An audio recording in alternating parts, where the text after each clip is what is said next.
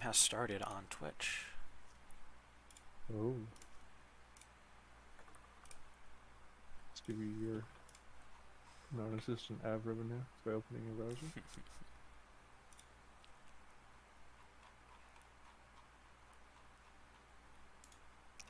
Not the most professional introduction here, as I'm still trying to type things out. Probably should have had this message prepared beforehand, but you know. And at everyone. Oh boy. Get a music chart going, it's dead quiet. Alright, we'll give people time to cycle in first before we really start getting into it. But thank you everybody for coming. So it looks like Quick will not be able to join us, unfortunately.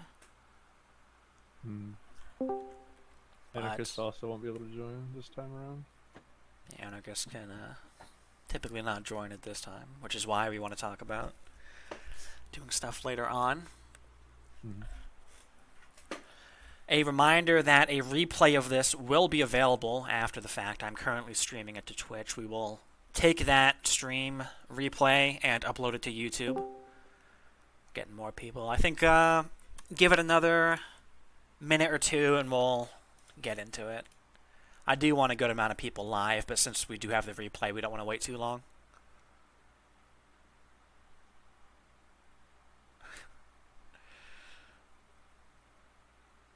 You don't need to watch the stream if we're in chat, right? Correct. You do not need to watch the stream on Twitch. The Twitch stream right now is literally just a set of backgrounds from the game. The usual landscape images. If we are showing anything, we will stream it in Discord. Hello, Mike in Twitch chat. And then I will also probably switch the tab or the view on the Twitch stream so that the replay can also see. Amber Storm says, God, it's been a long time since I took a proper look at Endless Sky. And Mike says, hello. Both first-time chatters on Twitch. Hey, Derpy, it's Jonathan Bennett. I do see in our that. Discord channel. Is it me or is he a bit quiet? Are we all a bit quiet, or is it just me? Yeah, who's quiet? We could just start yelling. Twitch is quiet. Discord is better. Okay. Um. Well, I don't want to play too much with the... Also, Waves, hello. Thank you for joining us. The turns have tables. We have to flip the tables here. At some point, we have to host Jonathan. He gets to meet all the devs now. For those people who are on Twitch, though, how is my volume compared to the volume of the other devs? Because I might need to increase that volume. Normally, I have it set so that the music on my stream sounds good, but I don't know how Sog and Wizred sound right now. Yeah, my mic usually jumps, so if I'm too quiet, too loud, let me know. I'm saying something for the purpose of testing my volume, blah blah blah.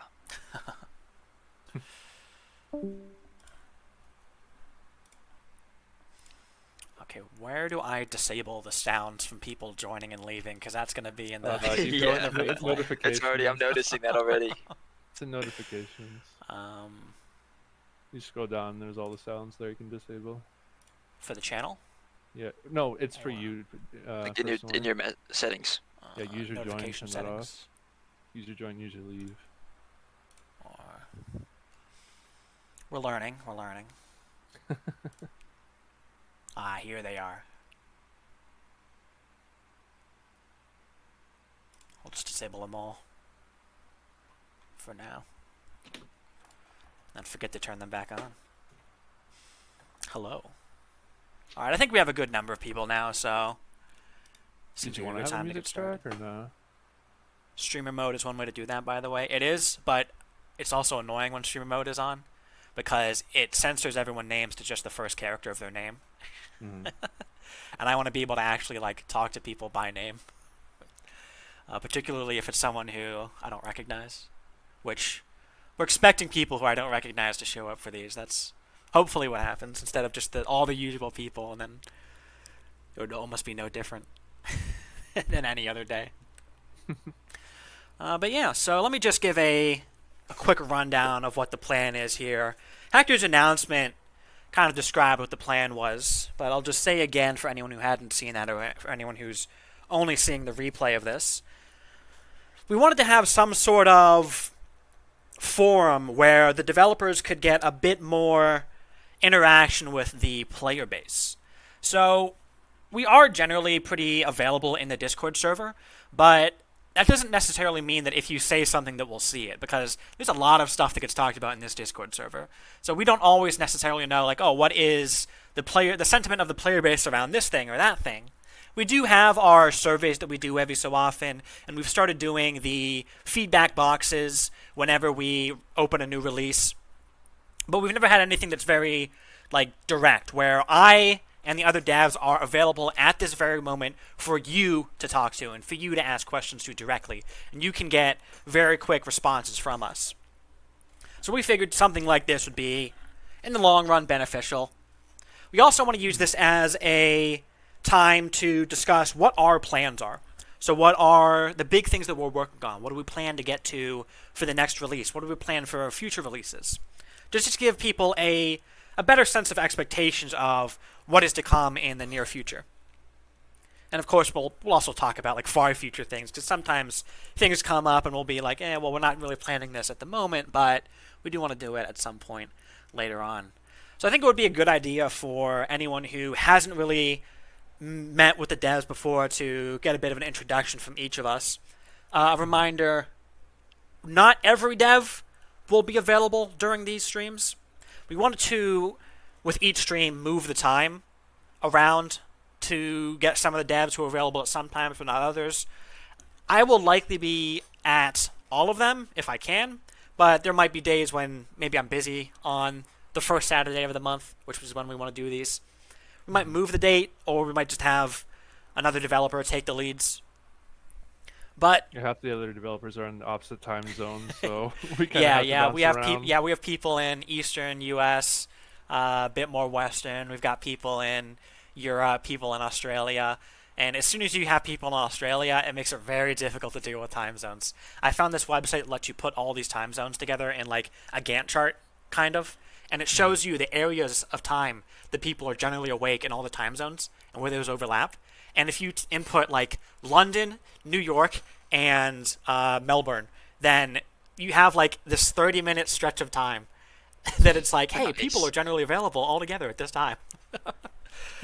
So, yeah, it's a bit difficult for us to get all the developers available at the same time without some people sacrificing their sleep schedules. Yeah. We don't really want to put strain on people like that.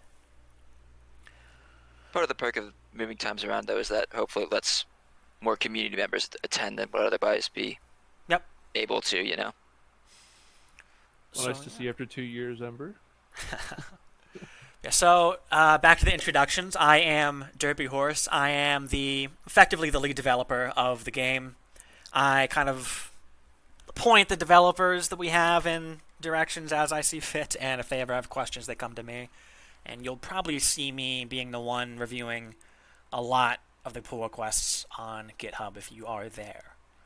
And I also do a lot of my own development. I actually had a pull request I merged today that I had opened a couple days ago to add a new condition to the game that lets you roll a random number between 0 and some input. We used to have the random condition that would do between 0 and 100, but now you can do any input range you want, which is actually pretty helpful. Promoting gambling. Yeah, we were kind of joking, making it for gambling missions. I don't know if we'll actually have those, but... Alright, so Sog or Wizrad, do you guys want to introduce yourselves then? Talk about what you do. You want to go first, Sog, or you want me to go first? Sure, I'll go first. Alright, so I'm Sagia. I'm mostly part of the artwork for the game. I do some content on the side, but I'm mostly here to make sure the artwork goes in a direction that suits the vanilla part of the game. Yeah, I do comment quite a lot on content otherwise, because there is kind of this general category all the devs see things going, so I want to make sure we're all kind of asking the questions to make sure that that is going the way we want it to. You'll see me type quite a lot more than the other devs. I try and be a little bit more out in the community than the others. Trying to have that presence out there more so you guys know we're watching and listening. That's me. I do streams too. All of us do, yeah. Yeah. Yeah, I'm Wizrad.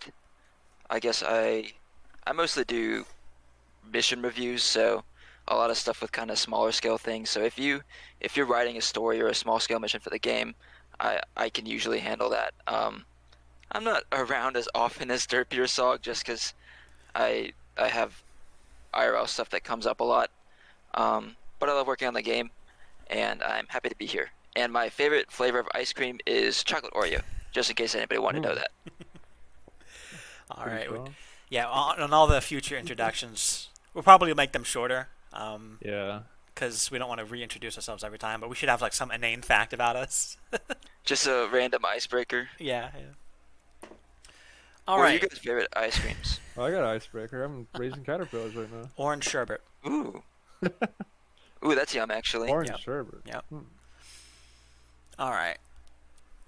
Now, when we announced that we were going to do these streams, we also created a submission box that people could submit questions beforehand for us to take a look at.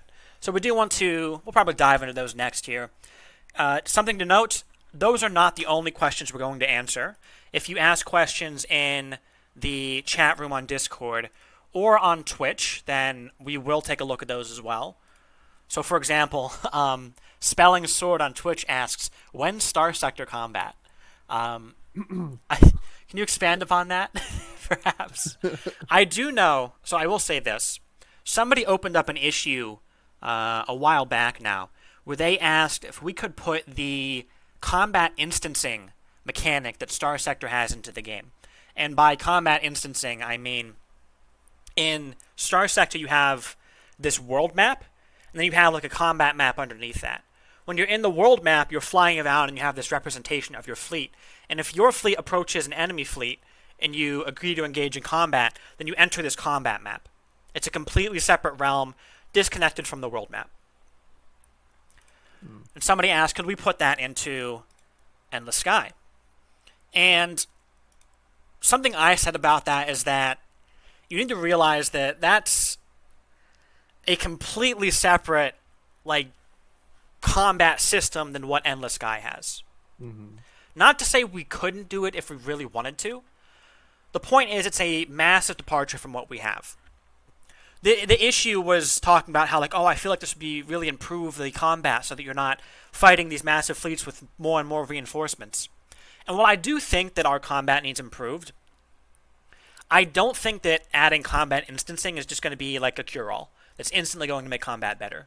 Because you need to realize that Star Sector's combat system was built with all the expectations that comes with that. So they built the combat around this combat instancing system. Which is, let's say you like Star Sector's combat better, it's not just the combat instancing that makes it better than Endless Sky. It is all sorts of minor things you don't even really think about. Because when it comes to game design, there's a lot of like minor things that we have to think about that players might not even realize are a thing. So, as an example, Wizrad, I believe it was you who showed us that that British guy who did a video that had... Talking about the tank controls, Yeah. Star Sector versus Endless Sky. So both Star Sector and Endless Sky have tank controls. And what tank controls are is you control whether your ship moves left or right, and then forward and backward. It's not like a first-person shooter where, like twin stick controls, I think he said.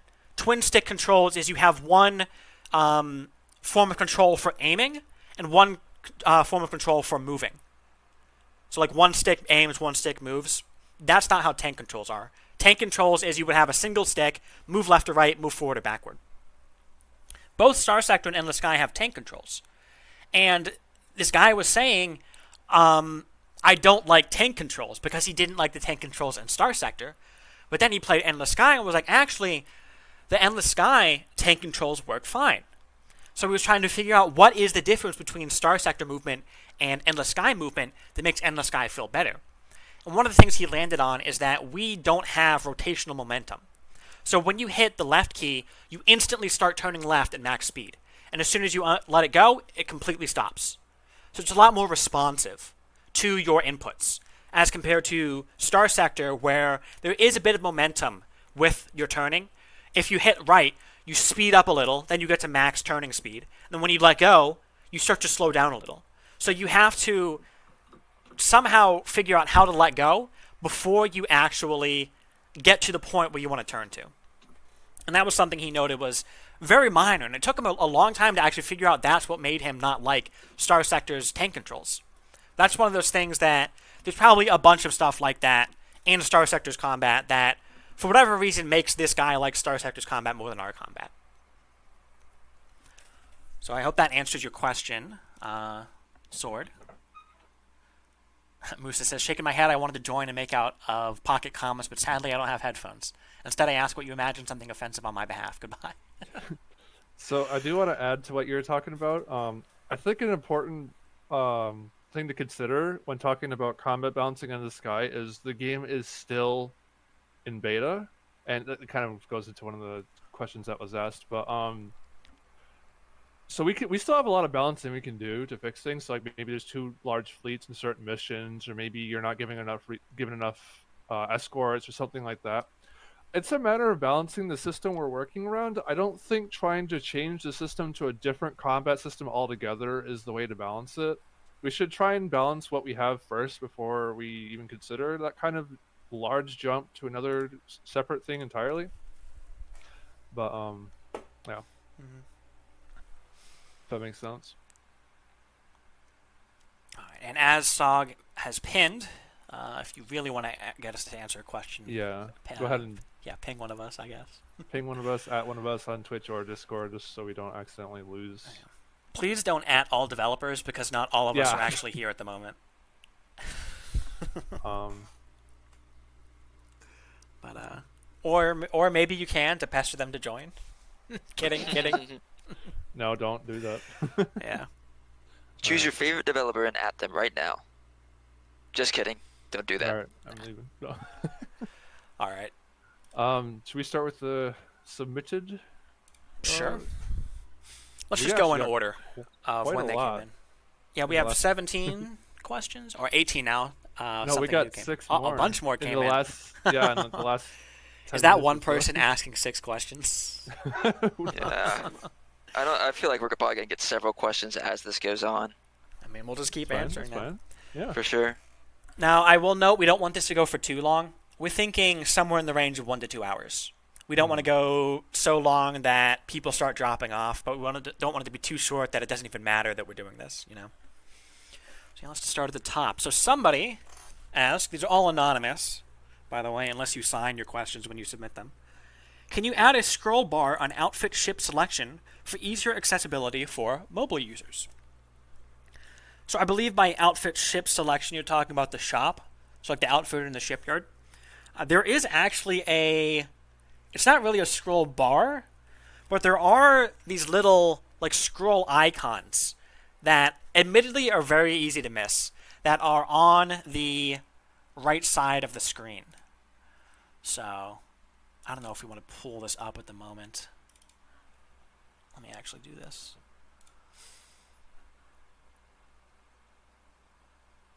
Yeah, Harold says, yeah, I always miss them until somebody made me notice them. Yeah, these are things where we want to figure out things that are difficult to spot and make the UI a lot better in that regard. So let me also make sure I'm showing off on stream. I need a producer. Okay, yeah, it's visible on both ends now. So we have our list of ships here, and you see this little icon all the way down at the bottom? I can click that. If I click anywhere else, that's not going to scroll, but I can click this little thing, and it's also at the top now that there is room at the top. If you can't scroll any further, they disappear, or I think they gray out. Yeah, they gray out, so it's still actually there. You It's can easy to drag miss. it too, I think. Yeah, you can drag, or use scroll wheel. I But think you drag the arrow too. Yeah. I mean, you can kind of Maybe drag the that's arrow, the but you thing? can drag anywhere. Yeah. So I think you're just saying you can drag anywhere. But Yeah. yeah, there are these little tick marks. They are small though, so I can see these being difficult to actually press on mobile. But I can definitely see adding some sort of scroll bar instead of having these little marker ticks. Now that you've noticed these though, these are visible in more than just the shipyard and the outfitter. So if we go to the map and go to the outfitter view, are they here? No, they're not. Ports? I think they're visible on the ports if you have a lot of... where's a place with a lot of planets? Remnant. Remnant space. I don't think I have a drive. Yep, right there. They appear here too. On the planet UI. Octave suggested making them about twice as big. I don't know if think we would have to maybe move them around here, because like if this was twice as big, it's already kind of close to the edge of the screen. So maybe we, yeah, we can't really move it anymore. What if you just made them like or vertically longer? That could work too. Yeah, just like something to take up more screen real estate. So not necessarily twice as big, but maybe twice as tall. Yeah. All right. I'll go ahead and read the next one if you want me to. Go ahead. So someone else asks, I wonder, have you guys thought about making art or portraits for the many characters of the game? I believe only Kraz has an image. I believe this would be good for the story and roleplay aspect of the game, and it'd be easier to connect and remember characters when you see them, rather than having to imagine them based on a description. It'd also be cool to get a clear picture of what the species might look like. So we actually were asked this question, me and Derpy, when we were on Floss Weekly. We used to have portraits in the game, and if I recall correctly, did MZ? I think MZ is the one who said we shouldn't have them anymore. No, so So MZ added them as an experimental thing. Mhm. What happened was, you know how if you go to the spaceport, you get a bit of a blurb that pops up over top of the landscape image that kind of describes, okay, maybe someone had says something to you, or maybe you observed something. It used to be the case that when those popped up, you would also get a little portrait of whoever was talking to you. Those were just stock images of people with transparent backgrounds. And we decided to remove them for a few reasons. One of them was we didn't have any good alien portraits. Now, the human portraits were, like I said, stock images of real people. So they looked realistic. How would we then add alien images that look realistic for the High or the Wanderers? You might notice that a lot of our factions, our alien factions, when you first encounter them, we describe some animal that looks like the alien. So, like the High are squirrel-like. So we had a couple of images of squirrels that were in the portraits folder, but I don't think we ever used them. And you actually can still see the portraits. If you open the game folder, you go to images, and you go to portrait, all of the portraits that we were using are there. So they're still there for just like backwards compatibility in case anybody decided to use these, but we're not using them anymore. Because we just couldn't figure out a way to have alien images that looked good compared to the human images. But there's also an aspect of we want players to be able to use their imagination with some things. We don't want to show you what a Quarg looks like or a Korath looks like. We want to describe them and then have you fill in the rest. It's like reading a book versus seeing it as a movie. Typically, the depiction you have in your mind when you're reading the book is different from what they present in the movie. Sometimes it's similar, but having that kind of imagination openness is, I think, a lot more important to us because, so like, kind of what Derpy was saying, they're not going to be exactly the way they're described in games. So if it says squirrel-like, that doesn't mean it's going to be a squirrel except human size. And like the Korath are being lizards, they're not just going to be big lizards. So it could be squirrel-like, but there might be aspects you would never see on a squirrel. You don't know that, and keeping that kind of ambiguity is better for storytelling. So I want to add here, I think maybe what this question was also asking about was specific to characters and missions, and I think the part of the concern with that is that you can start that sure, but then where do you stop? And I think if you are doing that for every single character in the mission, or in any mission in the game ever, that adds a huge barrier for anybody who's trying to make new missions. And if you stop it at some point, it's kind of an arbitrary stopping point if you only do it for certain characters but not others. I don't know if that really addresses why Kraz is the only one that's in the game, Yeah, I'm but not something sure. to think about. That was just the freeways one, right? Yeah. Yeah. So Yeah. that was added by MZ as well. That actually existed in the game long before the portraits were added. I'm not really sure why we have portraits of Edward, or not portraits, but scene images for Edward. Mhm. I have thought of potentially removing them, but I feel like we shouldn't just outright remove them. We should replace them with something that we feel is more fitting for the game. Because Yeah. I do think we should be using scene images a lot more often than we do. Mhm.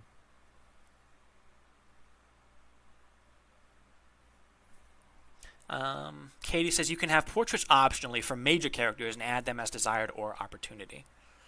Well, Perhaps, but that kind of gets back into the idea of, well, how do we display a alien character well? it's also with consistency because, Mm-hmm. for example, it could be someone has a depiction of who they think Nanachi might look like, and someone else might think she looks way different. Um, it's just kind of, and then at that point, it'd be a matter of who designs him or her, who designs the way they look, um, their background, all that stuff, and it's kind of better to keep that sort of thing, as I said, more ambiguous than to give it a clear, this is the truth example, because then everybody has their own image of what a character may look like. Yeah. Anything that is made is going to look accurate to like 1% of everybody and Mm-hmm. completely off to the other 99%.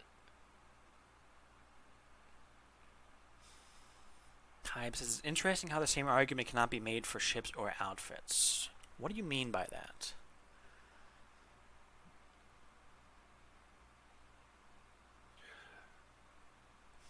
If so, I guess imagine a game without. Well, how would we not have ship images? Is a question. The game is about ship combat, or that's at least a big part of the game is having your ship navigating combat. So in some sense, we're necessitated to have the ships be displayed. That and weapons and ships, they're not like a specific one-off thing, except maybe like a few archaeology ones, but they're not like these individuals that have history or lives to them.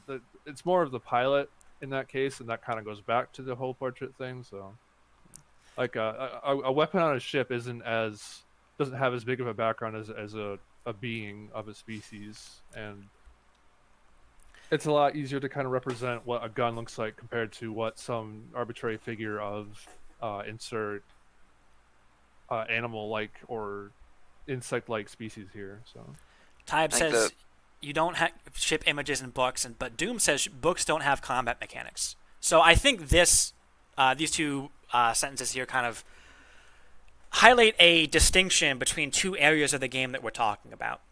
We have the gameplay section of the game where you have your ship, you're engaging in combat, you're flying around, you're doing exploration, you're doing jobs and whatnot.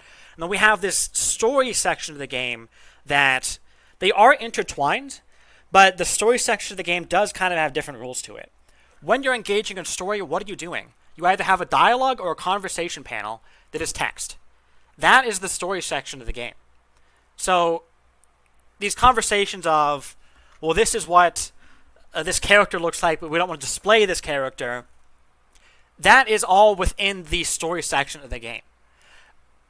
The players don't exist, or these characters don't exist in the gameplay section of the game. If you kind of get what I'm getting at here, they are different areas of the game. They do play by slightly different rules, which is why I think that saying we don't want to display the portraits of these characters makes sense in the story realm, but it doesn't make sense to say, I don't want to show you what this outfit looks like. Because, well, we have the outfitter.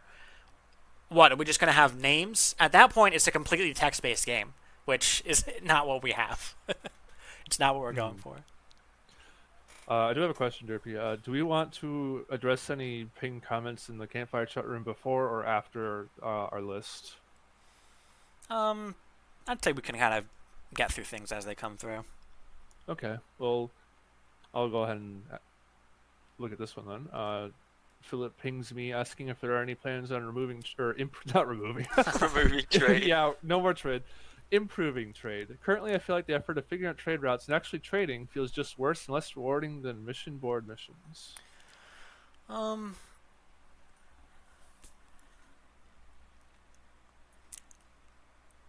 so we can talk about an area of the game that's lacking and might need improvement, but the very next question is, okay, how do we improve it? Something I'll note is that trading is kind of intended as a supplemental form of income, at least early on. Yeah, there is some effort to figuring out the trade routes and actually building up a good trading fleet. But when you say there's effort to figuring out trade routes, actually, hold on. Let me reread. So it takes effort to do this, but you feel like it's less rewarded. Okay, so I think that's the point, is that we're not getting enough reward for how much we're putting in. Early on, I actually do agree. But I think that the intention is not to early on only do trading. It's a lot better to take jobs and then when you have some destination, figure out how much excess cargo do I have. Can I buy anything that will get me a profit when I get to that destination? It's just a bit of extra money early on. James even says this in the tutorial missions. When you first talk to him, I think one of the very first things he tells you is, hey, buy some medical supplies. We're going to sell them on the very next planet we get. And then he says it's a good way to make a few extra credits along the way. Mm-hmm. Something else that's important to add, though, is that trading actually becomes massively profitable if you have a large fleet. Yeah. So it's kind of... Go ahead. It goes so far to a point where, well, and the thing with that though, Derpy, is at that point late in the game, a lot of people will be flying around with like 10 deep rivers or 10 behemoths or something. At that point, it's not really so much what the game is based around, because the game ultimately, as people argue every now and then, it is based around solo ship play. That's not to say it's perfectly balanced in that regard, but the later you go and the larger ship and more cargo you have, trading does exponentially get better and better. But I also will agree that we could maybe look at it earlier on in the game, but not to make it so much competitive as like ship capturing, which is another story altogether. But I don't think we should have all the different methods of obtaining money try and equal each other per se. Like they should all have their own niches, but it shouldn't just be this one's bad, so we just have to make it good like the rest, or something like that. You know, it's there's more nuance to it than that. Yeah, the point of bringing up the fact that trading is very good late game is we don't want to buff something in the early game and then have it become even more overpowered in the late game. Mm-hmm. We need to find some way to have it feel nice in the early game, but not be too crazy in the late game. Maybe that means we nerf late game somehow while buffing early game at the same time. But it is a balancing act that can be difficult to navigate. Fleet limits, that's sure. All right, Wiz, you should read the next question on our submission form. Oh boy. Well, this is pretty quick. When exactly is Endless Sky going to exit the beta stage? Not soon. So Short answer. Yeah. I guess so our beta is kind of anything before 1.0, right? Yeah, and 1.0 is, I mean, I think there are so many things, and because this is such a collaborative effort and a volunteer-based effort, there are so many things that are always going on and so many things that people want to do that even when the 1.0 goal happens is tough to estimate, you know? Mm-hmm. I will say that the main thing that I've considered our 1.0 finish line for a while now is having all three main human campaigns in the game. So right now we have the Free Worlds campaign, but we do not have a Navy campaign or a Syndicate campaign. We have not for quite some time. People have always asked, like, oh, can we get a Navy license yet? The answer is sadly no. Part of that is,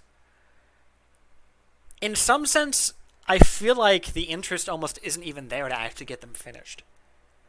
By that, I mean almost all of the development that occurs on this game is a matter of somebody sees something, they want to do it, so they go do that thing and they open a pull request. We look at the open pull requests and we review and merge them.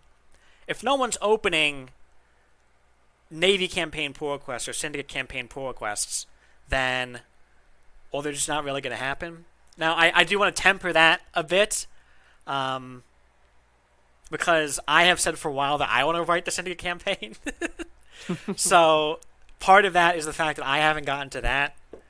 But even the people who have talked about doing the Navy campaign, they've kind of been off doing other things. So I think what we really need is to get together at some point and be like, hey, we need to get this done, and just put as much energy as we can into getting these other campaigns finished. Types is finish polishing High Reveal first, then start working on a new campaign. Yeah, that's actually another question that is on our list is High Reveal, but we'll talk about that when we get there. So, just hold on. Saying real quick though, there are other things we want to get to first. Yeah. So, I will say, I have said this outside of when he said it, so I think it's fine. Mike has shown that he has interest in at least getting the intro of the Navy campaign, or well, Republic campaign by the end of this year. yes. So there is progression planned for it. We're not kind of waiting for it to happen now. People are starting to get in the gear and kicking their own butts to do it. So it'll be sooner than later compared to what it's been. That's not to say alien content, because I saw Katie writing about this in the chat room. That's not to say, but we won't hold that off either. Alien content isn't the clear forefront of In the Sky per se. It's not the Free Worlds campaign, the central human campaign to the game. But with that said, it's also not something we're just going to stall because of that either. So these other side stories, so like Remnant or High or Gegno, they'll all still be worked on along the side with the major campaigns. It's not going to stall it per se. But it will be a matter of kind of bouncing around and merging what's ready or what's ready and what's not. So it's not like we're put one thing in the spotlight and then just disregarding everything else until that's out of the spotlight. That's not exactly what's going on. If that makes sense. Mm-hmm. So Doom says, yeah, work on the Navy and Syndicate campaigns is, I think, taken in a sense. They're being worked on already, they're just not done yet. Takes time. I'm not going to just jump in out of nowhere with the Syndicate campaign, for example. So that is another thing. We do have people who have said, I'm working on these campaigns.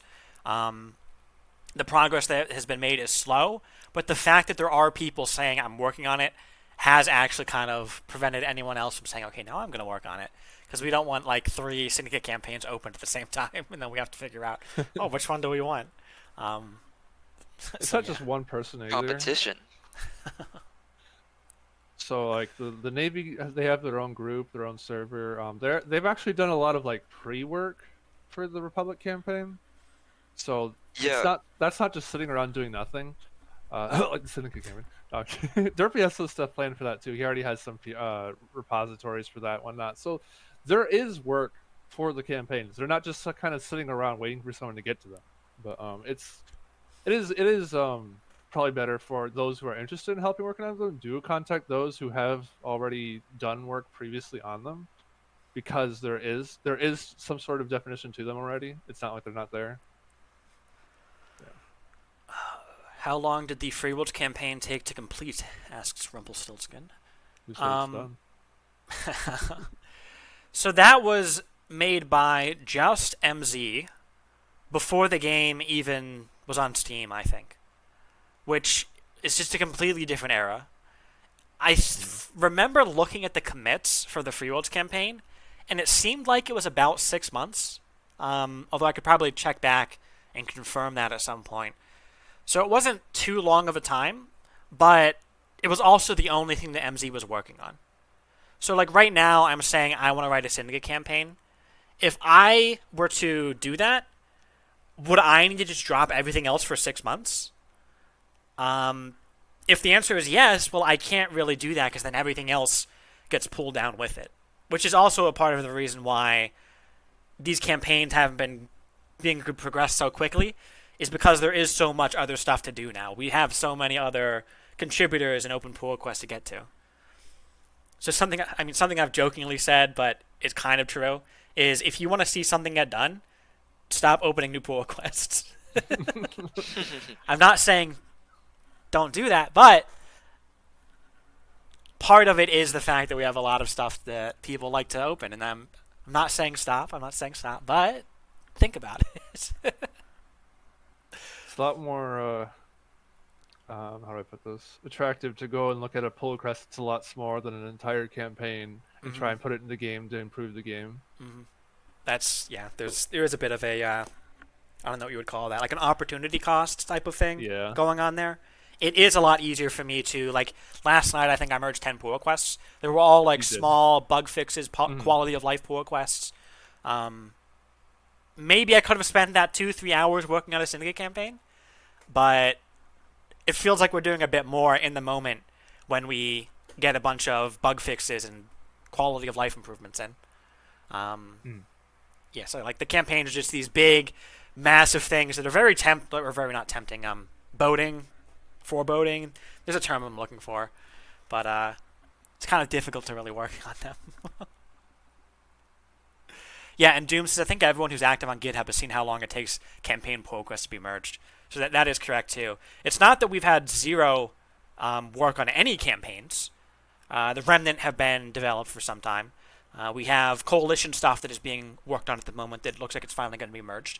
We've had a pirate campaign intro that's been opened. We've had an unfettered campaign intro that's been opened.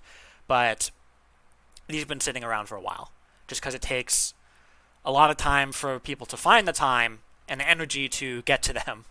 And then once we're reviewing them, it takes a lot of back and forth between reviewers and developers and the content creator who wrote the missions to iron things out into a spot that we feel is good, which kind of lends to another point that I feel like our standards have increased over the years.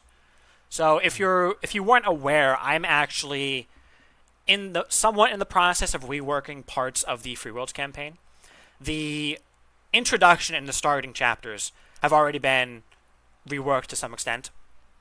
It's not anything massive. It's not like I completely rewrote the campaigns. But I did go through, I touched up some wordings here and there, added new missions where I felt like we were lacking in really expanding upon certain ideas in the campaign.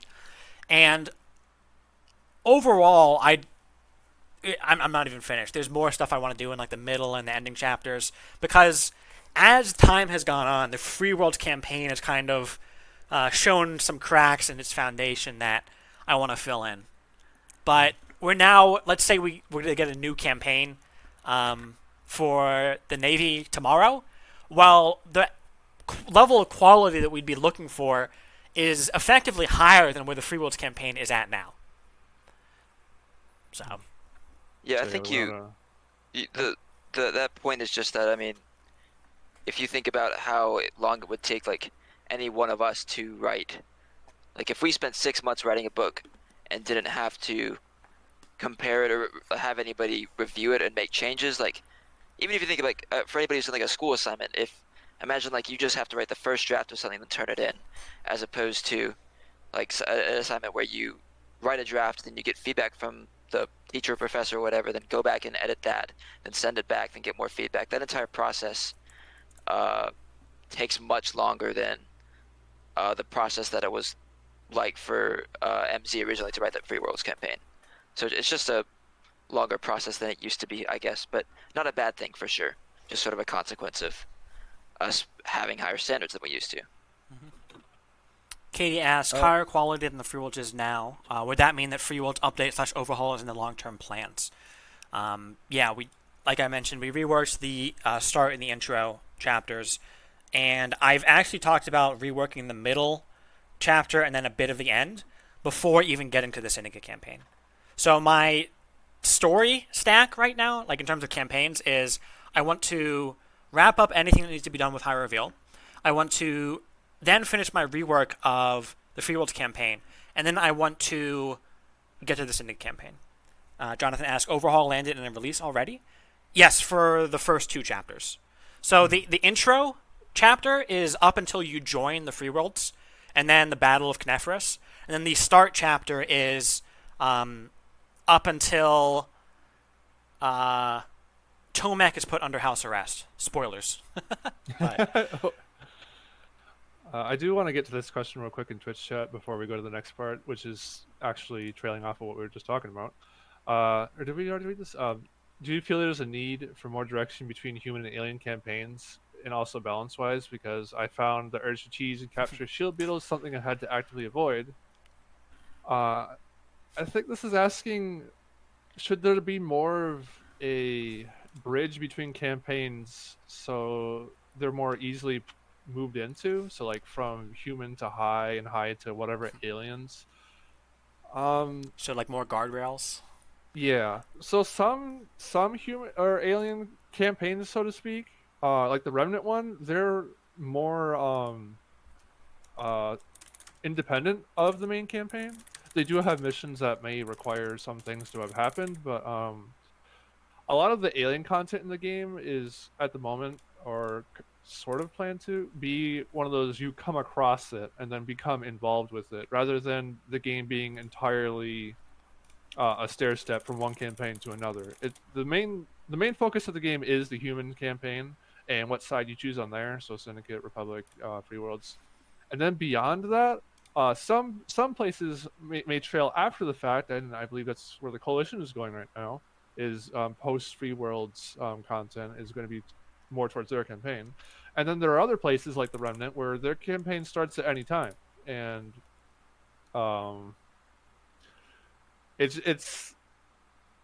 it's not something to have like a clear okay we're going from A to B and then B to C, and that's kind of more preferable too because it helps tell a lot more interesting stories because like you could even meet the Remnant and do Remnant content before you even do any of the Free Worlds campaign, and some people actually do that by accident.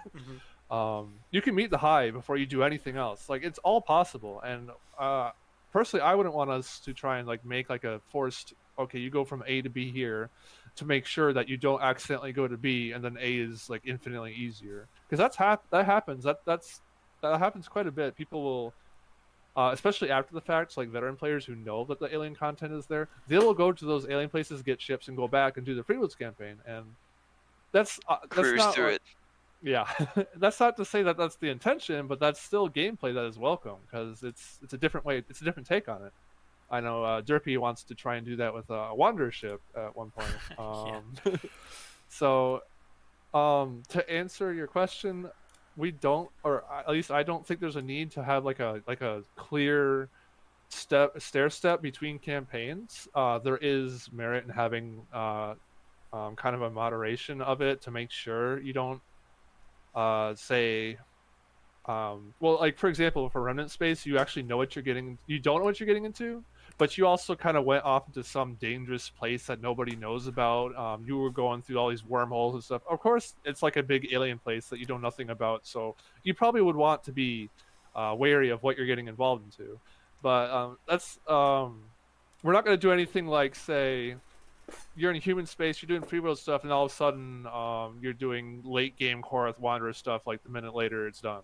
So that stuff we want to avoid. But yeah, and then Jonathan Bennett says it is really interesting to do things in different order and subsequent playthroughs. Yeah, I know this guy is all about I don't like replayability and just having different outcomes. And sometimes those outcomes don't have to be defined by the missions, although it's really cool that they are and something doing that. It could just be simply the order you choose to do things. I've described Endless Sky as a bit of a sandbox game. Some people have said, "Oh, it's not really a sandbox game." Well, it's sandboxy, and part of that is we do not have a lot of hard stops. Like there are some hard stops. For example, you can't extend too far into the Wanderer campaign until you finish the Free Worlds campaign. But we're not stopping you from visiting the Wanderers and getting at least some of their story in before you finish the Free Worlds campaign. So you can go to the Wanderers and grab stuff. You can go to Coalition space and grab stuff.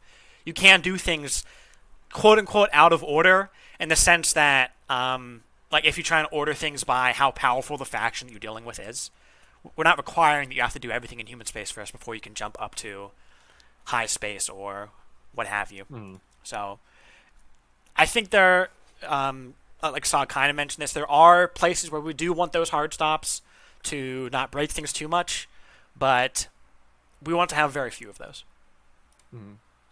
So turning off that, we'll go on our next question because one of those hard stops technically is the Coalition content. And the next question is, what is the current progress on Coalition Helix Space Story, and what can we expect from there in the future? So we're unmuting Iraqi for this, right?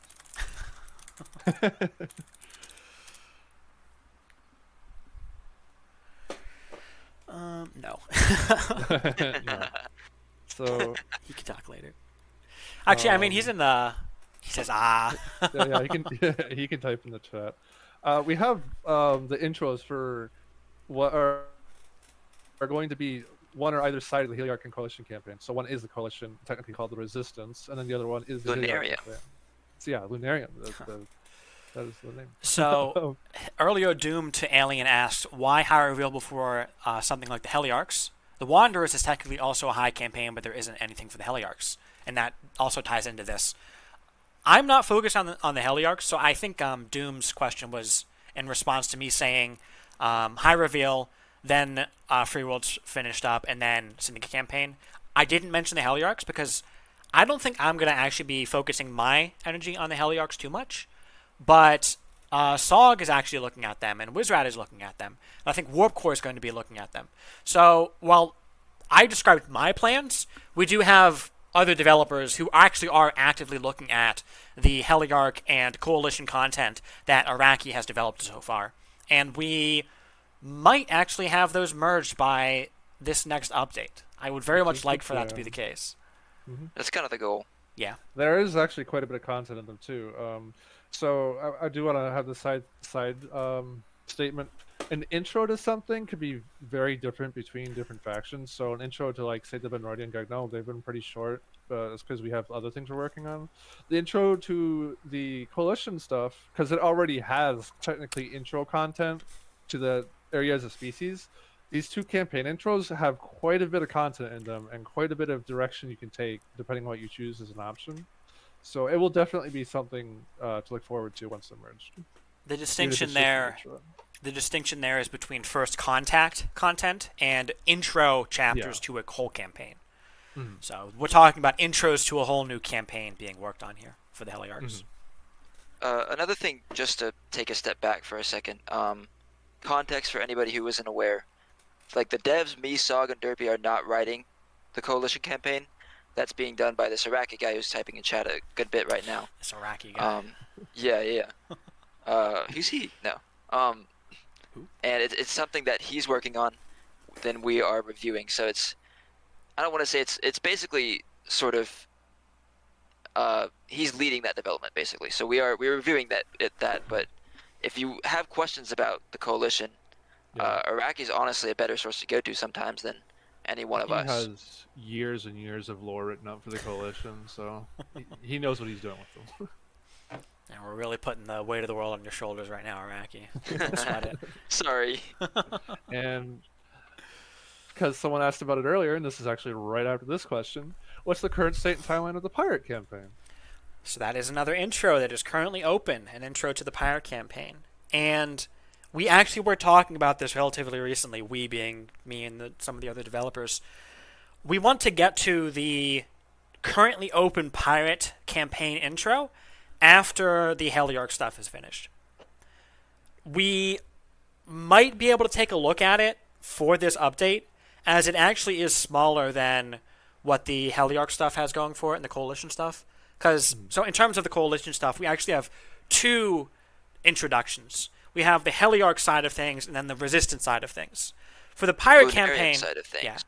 For the Pirate campaign, we have a single introduction, and I believe that introduction is also shorter than either of the individual Coalition introductions. Decent shorter. Yeah. So there is a timeline in which we get all three of these finished, this update. I'm not going to promise it. If we don't get the Pirate intro done this update, it is one of the very first things we want to look at for next update. Next major update, that is. And so, Coalition stuff is, again, no promises, but we do want it to be in this update. So, and if it's not this update, it definitely will be the next update, but preferably we are working on it for this next update. And out of, like, all the large-scale PRs we have right now, I think the two Coalition ones and then the Pirate are the two that are very close to being. They're pretty much. I mean, the quality of them is pretty much there. Then it's just us going back through and looking at things that we maybe have opinions or want to change, but the quality level is there. That it's very realistic they'll be into the game soon. And just to trail off. Oh, sorry. Go ahead. When I talk about this update and the next major update, the update that we're working on right now The plan is to release that at the end of September. Then the next major update after that would likely be sometime in December or early January. So these are the timelines we're talking about for getting these storylines in the game. Because we do want to have the stable updates in between large updates to find any bugs, make sure something broken is fixed, things like that. Those are usually shorter though. Those are like what, 3 or 4 weeks compared to At most a month. At most a month, yeah. And then these larger content releases will be like 2 or 3 months, 3 to months 4. at most. 3 to 4. Yeah. Well, we're trying to keep it on a little bit lesser side of things because, for example, 9.9.16 was a huge update. Was it 15 or 16? 15. 15. That one was like a year and a half worth of content merged at once because we took a while to release it. And 9.9 was even bigger. 9.9 was like 2 years. Was it? Yeah. Yeah. And it's kind of because of Steam and because we didn't have the ability to push through Steam, but now we do. So we're trying to keep these releases on a more, like on a quicker release schedule, but not like no promising like every 2 months is a huge content release. Yeah. Although we do merge quite a bit of stuff nowadays compared to what we used to. So 9.9 was I think almost 700 days of development, and 9.15 was a little over a year and a third, around there. But interestingly, I think 9.15 actually had more content than 9.9 did. Because we've really been increasing the rate at which we review and merge stuff.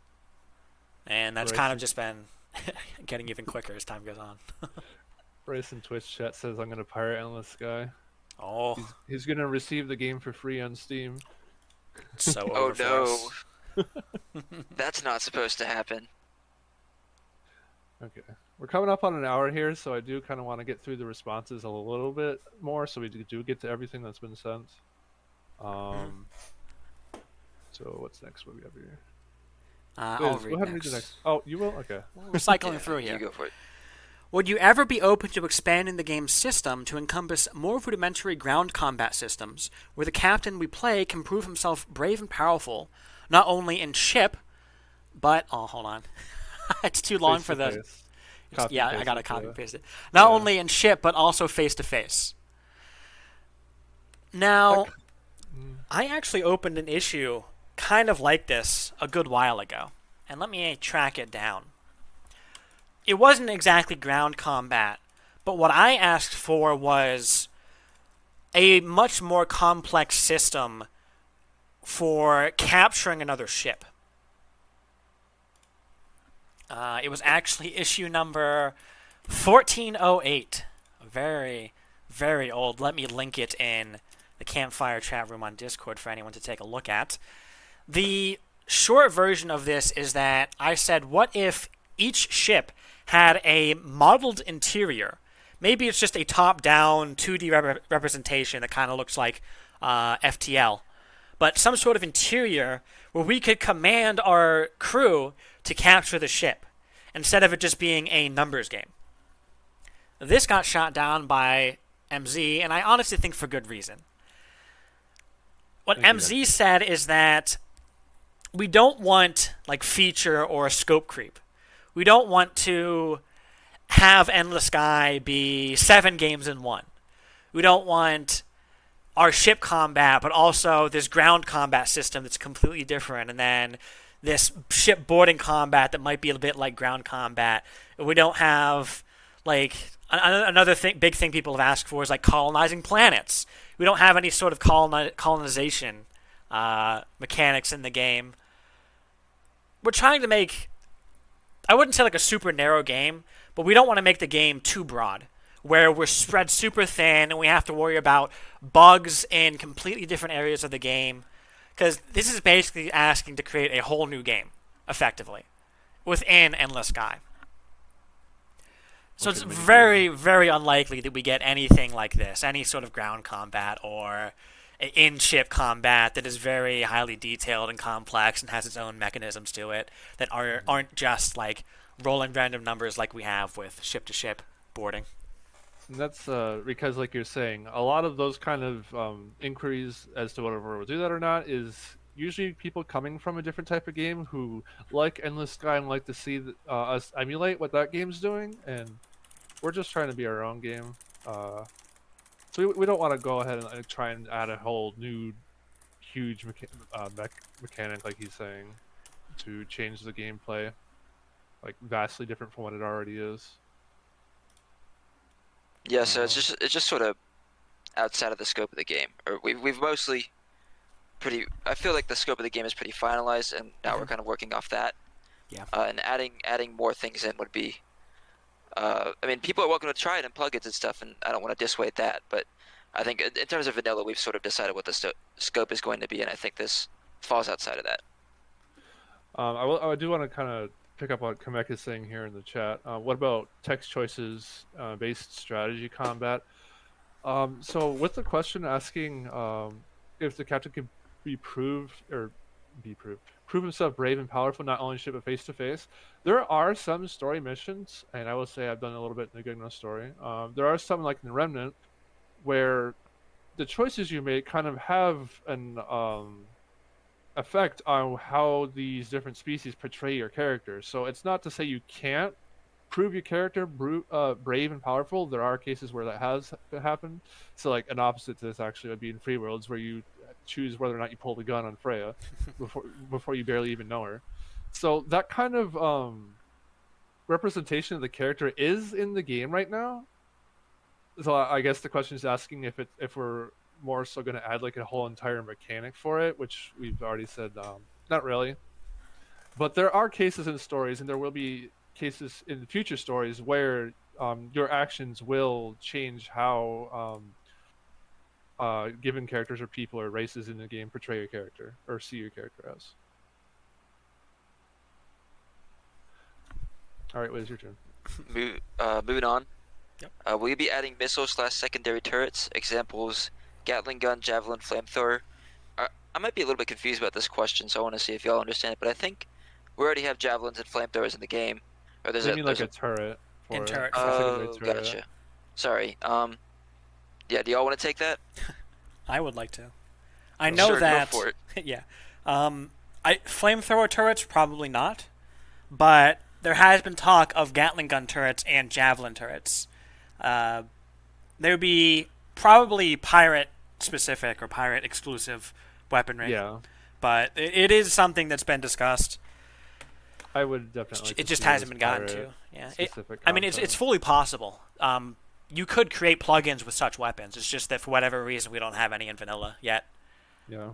Part of it, I will say, is that secondary weapons are intended to be more powerful than primaries. Part of it being because they require ammo, and they're a bit more difficult to field. Part of the balancing act with that isn't just the difficulty to field them, but it's also the fact that they are fixed. So if we were to add something to a turret, it'd probably be rather slow moving. Maybe not the Gatling gun, but like if we had a javelin turret, I think the idea was not just like a single javelin pod on a turret, but like 4 javelin pods on a turret. Yeah. So it would be massive, it'd fire insanely quickly, but you'd be burning through ammo in that thing. That'd be a good like pirate larger ship kind of turret sort of thing. So like, for example, like the Navy campaign kind of wants to put in a particle cannon turret. That'd be kind of like the equivalent to like the pirate campaign where they have like a javelin turret that just does a massive amount of javelin missile damage. Also, kind of like Raven rockets from EV Nova. Yeah, and speaking of Raven, Doom is correct that we do have secondary weapons on some Korth Exile ships now. Secondary turrets, that is. Jonathan says particle cannon turret. Is he a particle cannon lover? Let's go. I'm more of a proton gun guy myself, but I can respect the particle cannon. It just sounds awesome, yeah. Although, here's another thing though. We don't want the weaponry options to be super bland. It's not like every single weapon that has a gun version is also going to get a turret version and vice versa. Maybe in the future we have a particle cannon turret, but we have kind of stayed away from doing that just yet because we don't want to be like, oh, blaster gun, blaster turret, you know, like particle gun, particle turret, plasma gun, plasma turret for every single thing. Kind of gets It boring. does make more sense to have it as like a campaign thing rather than adding it to start. Because something a lot of people keep talking about is we should have like different human weapons at the start of the game, which is something we actually want to avoid because we don't want to. Well, we do want to have a varying pool of weapons, but we don't want to oversaturate things. And humans have quite a lot of weapons as is, and so we don't want to do things like, oh, this thing doesn't have a turret, give it a turret. Oh, this thing doesn't have a gun, give it a gun. And then another thing that comes up often is there should be different sizes of weapons for different sizes of ships. So like a fighter should have an energy blaster, and a capital ship should have like a bigger size energy blaster or energy blaster turret. We don't really want to do that either. Humans have a lot of weapons as it is, so. Katrina says, one thing I loved in EV Nova was the Amalga. I don't know how that's pronounced. The couple little planets who were fighting back against the big bads with ships made of caulked wood. It was hilarious. I'd love to see something off the wall like that. We do have something like that comes to mind. There is a single planet in Coalition space among the Sarid, I think it is, where you can learn about how one of the Sarid back in like hundreds, thousands of years ago actually went to their planet's moon with a steam-powered rocket. It's something like that, right? Like, imagine if we went to the moon in the 1800s. That's basically what it was Endless like. sky, but steampunk. Yeah. So we do have some off the wall stuff like that. Although it generally stays in like conversations and like one-off missions or descriptions of planets. In terms of like the actual gameplay, I don't think we're gonna have a faction with ships made of wood. Yeah. I do want to say though, if you haven't seen them yet, the Gegno that I've added recently to the game, I was partly inspired by the Amalga and Voynians in EV Override. This is kind of like a self plug. They're armor only ships, and they're intended to fight only armor. So, kind of the looks of them kind of came to mind from that. But yeah. There's also something I know we do want to have, or people are interested in adding to the game, is for more alien factions in the future. God forbid we have 10 more of those in the next few days. There are ideas to have single planet alien factions rather than having these massive areas on the map, and we could use more of those. So let's just throw that out there. What's the next question? Next question is, I'll actually, Derpy, I'll let you take that one. Would it be possible to have a log of recent mission text? Sometimes you misclick through a text box that you meant to read, and then you missed out on the dialogue. If there was a log, you could go back and check. Now, I'm not exactly sure on the case that you're talking about when you say you misclicked through a text box that you meant to read. When you say text box, I'm guessing that's a dialogue box. Because the first thing that came to mind when I read this was if you're in a conversation, you click a choice by accident, you can't actually scroll up in the conversation panel. It's not super obvious, again, just like the scrolling in the shipyard and outfitter, some UI stuff that we need to improve, but you can scroll up in a conversation panel. Missing dialogues is something that has been noted in the past.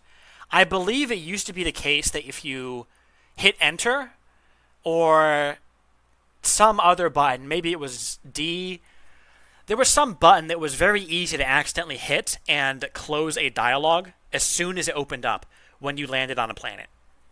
Maybe it was even like clicking outside of the box was enough to close it. We've removed that, and we've tried to do stuff like that where it makes it a lot more difficult to accidentally close a dialogue when it pops up in front of you. Some sort of log would be a bit more difficult to add, but we do have the captain's log. So if you go to the player info panel, I think the default key is I. There is a logbook at the bottom that you can click on, and it has a bunch of log entries that are added by missions. It's not the exact same thing as a mission conversation or a mission text log, because it doesn't have all of the text, and it is also not all missions that use the logbook. It's usually only major events. But there probably is some way that we can improve, like accidentally clicking through things. either by making it more difficult to do so, or, like you mentioned, perhaps adding some sort of history. It says like, hey, here's what popped up since you landed on this planet, just to let you reread things. Yeah, Doom. That's the more common example is when you hit D to depart after something pops up, and it just happens so fast you miss it. So that is something that has been noted. Doom says it's particularly noticeable if you're on an extremely bad processor that causes dialogues and conversations to delay their appearance, but you can accidentally exit out of a dialogue or conversation when that happens. I believe either by pressing D to depart or by pressing escape to try and save, load, quit, etc. Yeah, that is probably the case. So this is something that we can probably look at. No promises on when we would fix it. I will say UI changes are generally some of the slowest changes that we have. Harder to do. Yeah, and it's mainly just because like not as many people that we have actually understand the UI code. It's one of those sparsely touched areas of the code base. Mm-hmm. Both artwork and code-wise too. Yeah, artwork is on Inkscape way back when with MZ, and we have nothing art to go off for it. The art assets are not as readily modifiable as was the case as we have with our outfit and ship models. That is something that we've discussed for quite a while, and I believe the idea was maybe we should just recreate all of the UI assets, not like completely redesign them, but remake them as close as we can to what they are now, using some set of documented ways of doing things so that we could recreate new UI assets whenever we want that match the same style. And then the code is something that has also been noted as something we should improve upon. The overall or the long-term plan is that everything should be defined in the interfaces file, or be able to be defined in the interfaces file. A lot of stuff is kind of half and half though. So by that I mean some UI interfaces are hard-coded, and some are defined in the game data. So the game data stuff you could actually go in and modify yourself. We don't have the best documentation on it, I believe, and it's a lot more difficult to play around with than like a mission or ship definition. But you can move some things. But it is very... Some stuff is completely UI code. Some stuff is game data. Some stuff is half and half. It's something we need to improve on at some point. All right. Next question is, Wanderer Arc 3 when? I would talk to... who is it? Marksman? Yeah. So, kind of what Derp was saying with the free worlds and balancing whatnot earlier, before we kind of dive into Wanderer Arc 3 and later alien content in the game, we do want to solidify the earlier content so there's a better base to work off of. The Wanderer content currently in the game was mostly done by MZ, or all of it was done by MZ, and beyond it, we're kind of going into a new area we haven't gone before without him, because we do want to progress it beyond where it is without his help. And it's a very big task to take. You're doing it from people who weren't even involved with the first or second part of it, so it's kind of like figuring the direction out from there. Go ahead, Viz. It's just, I was just gonna say it's hard to write the end of a story when you can't like consult the original author that made it easily. It's hard to emulate something you didn't make. And Yeah. That's not to say that we're not working on it. The Marksman in the Discord here, he's kind of pushing on that project along with another group of the community. I know there's a lot of plans for it. I don't know specifics right now, but it also is going to come after reworking High Reveal, because Wanderer Campaign does kind of come a little after that and is sort of working alongside of it. It's a bit of a gray area at the moment. But yeah, I cannot say, we can't answer when. We could say it is being looked at, so it's not like, oh, we just forgot about it and it's not happening. But it's not top priority. Yeah, it's not a top priority right now. We do want to get the main campaigns, fix bugs, code that we'd like, etc. But it is there. It is coming, just not at the moment.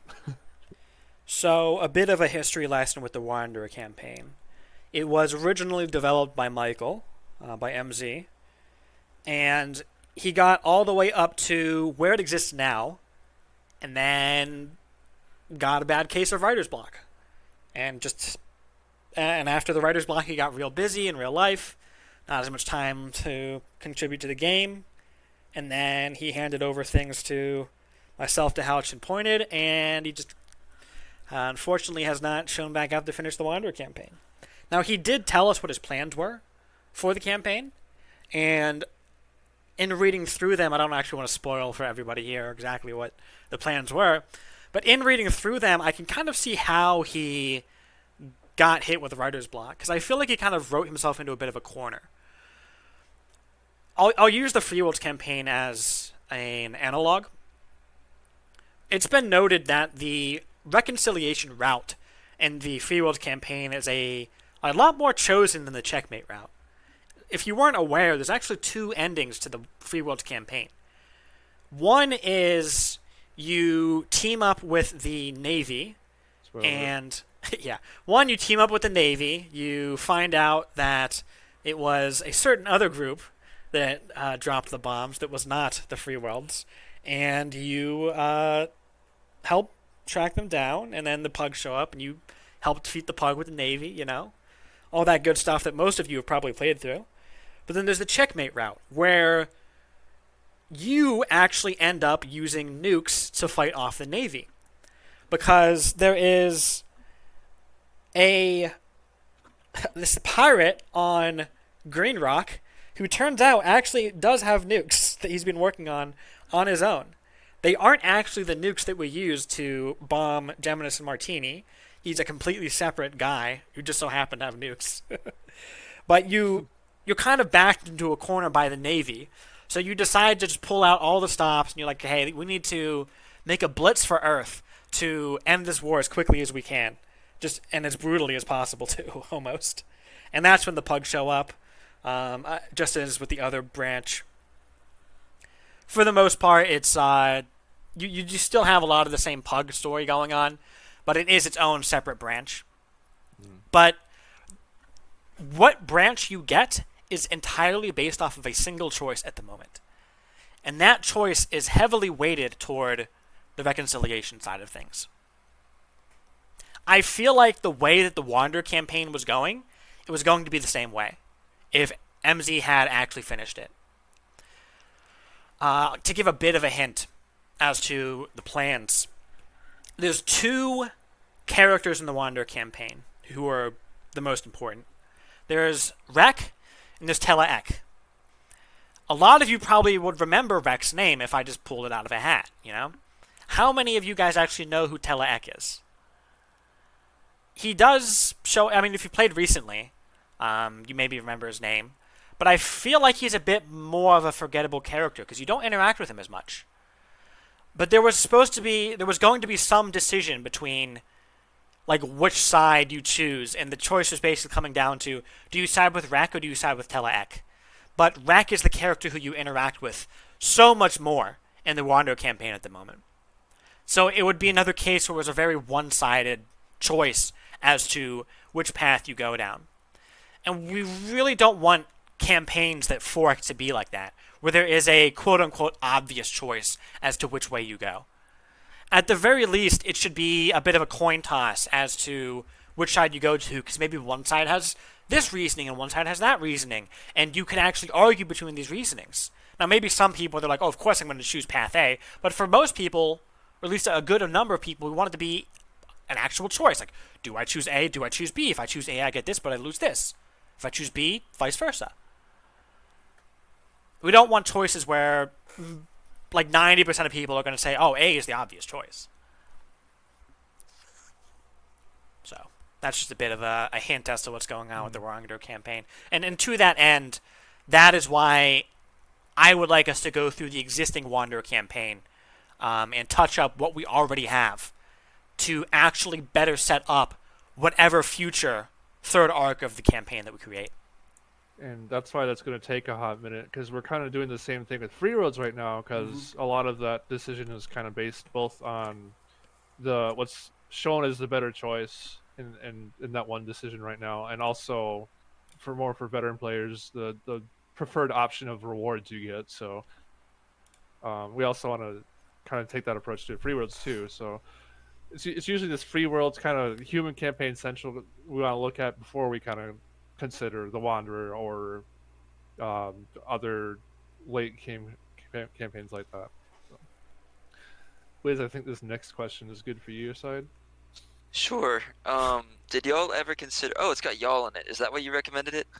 No. Did y'all ever consider making a guide to starting the missions or anything? Definitely asking for a friend and not confused on how to start the quests. Yeah, I mean, that's a good point. I think we've definitely had people mention that it's difficult to. I'd assume by quests, or you might be referring to the Free Worlds campaign, because I know that's where people run into the most issue is people not realizing that there is even a campaign or a larger sort of mission chain in the game. Um, I I think we could do a better job of directing people uh, to that campaign, but it's a balancing act, right? Like, because you're trying to, anything you do is going to dissuade people from going off the beaten path. So it's trying to figure out how much you can direct people towards that without taking away from the sandboxy nature of the game. Yeah, there's actually a PR that's been opened, I think. So what someone wanted to do with this, this might actually be the person asking the question. They added, they want to PR some missions that lead the players southward towards the free world planets before they're free world planets. And so before that was a PR. My concern is we shouldn't be just straight up telling the player, "Here's where you go do the campaign." And that's kind of what Wiz was saying. We want to keep the sandboxy part of the game. We already have done a lot to kind of point the player in the direction of spaceports, because that's been a recurring problem in the past, including with Derpy when he was a young Hey. lad back in the day. He couldn't find the free world campaign either. So I want to say we don't want to just straight up tell the player where to go. Having a kind of indirect path to it might be something to consider with like the PR that's open right now. Because right now all we do have like it does point to spaceports, but doesn't technically point southward. It's just kind of you come across it sort of thing. So it's something to consider for sure. Just not like, as I've been saying, go here. You know. Yeah. We don't want to hold the player's hand too much. Yep. This is... I wouldn't say that this is like the sandboxy aspect of the game, but this is more of the exploration aspect of the game. And the Sure. 90s video game inspiration of the game when they would tell you nothing. But this is another case of, though, that there's a balancing act to it. We don't want this to be like one of those games where the tutorial tells you, like, oh, here's everything, and there's mission markers everywhere all over your screen telling you where to go. We want the player to feel like that they are living in a universe that they are actually exploring themselves. We don't want to be having these out-of-universe, like, oh, you should go here to do this thing. Yeah, and we don't want... This actually gets into another thing, or like a similar topic. So if you don't know, the description to the Bactrian says that the Deep only sells the Bactrian to trusted individuals. Interestingly, this is what the description always said before the license actually existed. So the license for the Bactrian somewhat only exists because the description said there was a license, and it just never existed. So I wrote the series of missions that leads up to unlocking the city ship license.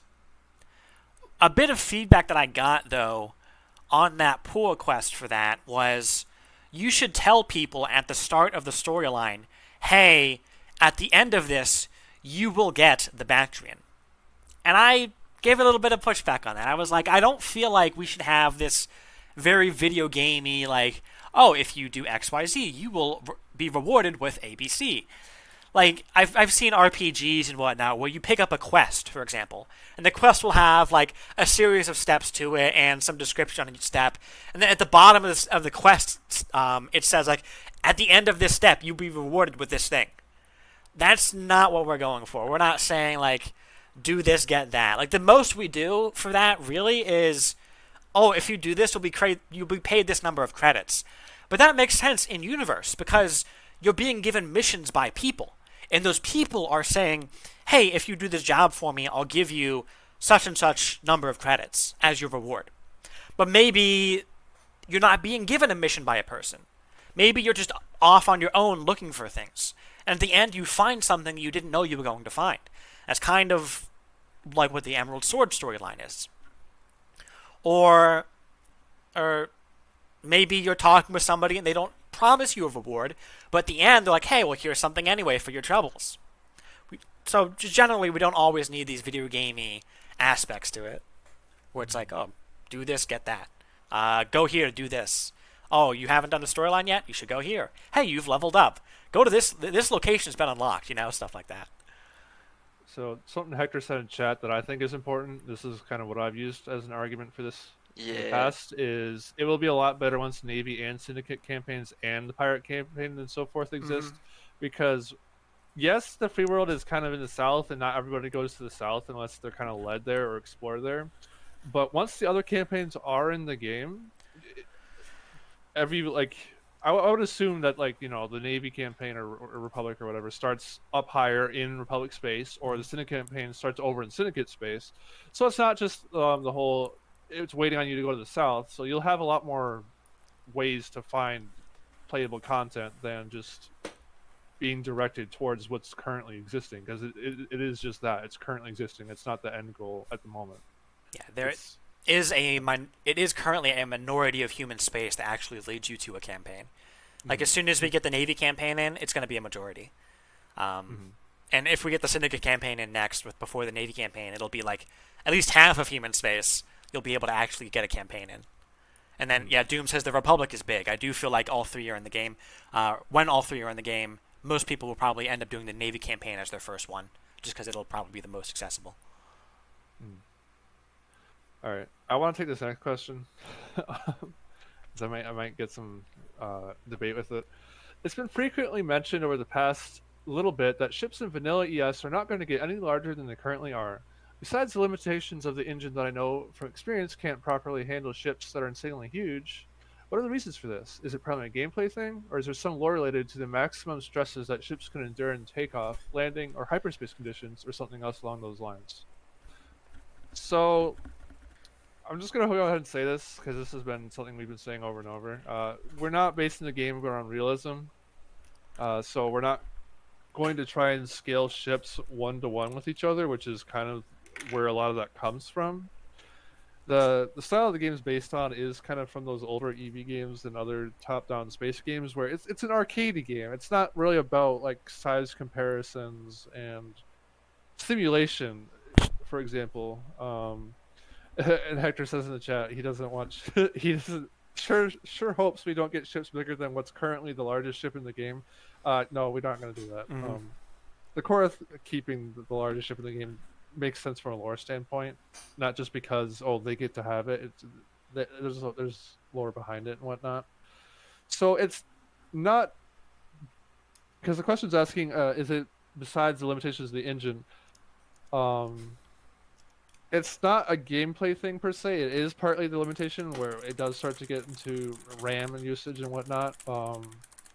There's not really a lore reason for it. There's no reason why the small fighter has a cockpit similar to size to whatever, like a cruiser or something. It's just kind of more of the style the game's come to and kind of where we're going with it.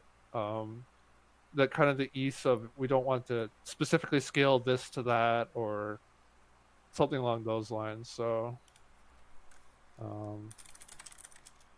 at the end of the day, it's kind of just, we're not really going for realism, and we don't want to take the time to try and have that be the case, because then that also will lead into the RAM issues, etc., etc.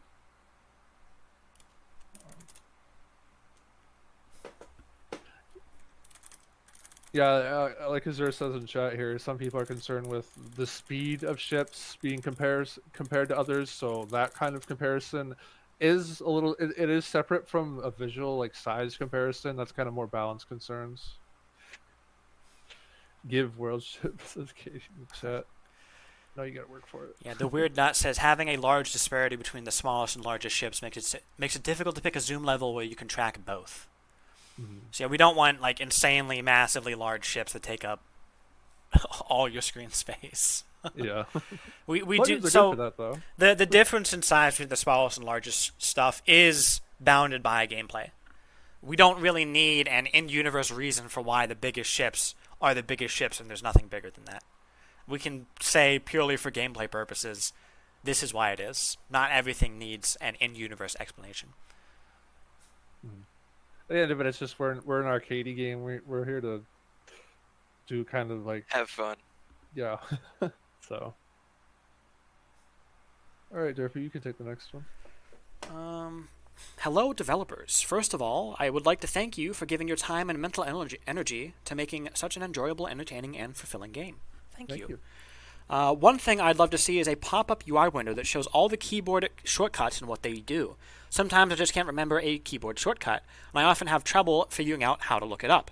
Having a definitive guide to what each shortcut is and what it does would significantly improve playability. Thanks again for your work on this game. Three things to note for this. One, we actually recently added or merged a new pull request that lets us add tooltips to the controls and preferences. So if you go to the outfitter right now, or the shipyard, and you mouse over an attribute on a ship or an outfit, you'll get a little tooltip telling you, or giving you a better explanation of what that attribute represents. But we didn't have this for our controls or our preferences for a while, but now we do.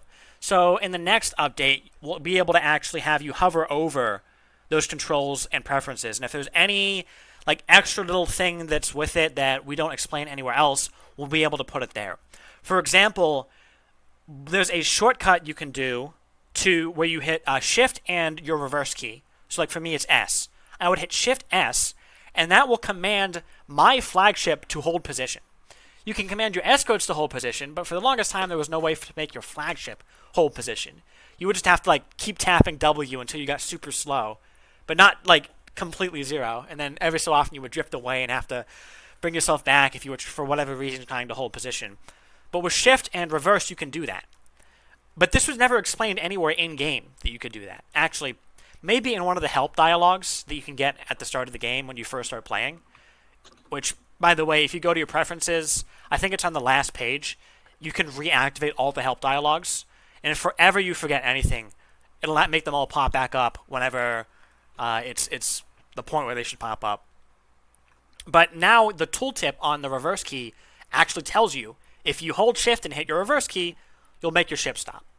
That's the first thing. So any sort of like controllable shortcut like that, we're going to be able to add those as tooltips next update. Second, if you hold Alt, that will actually underline the character in every button in the game for what its shortcut key is.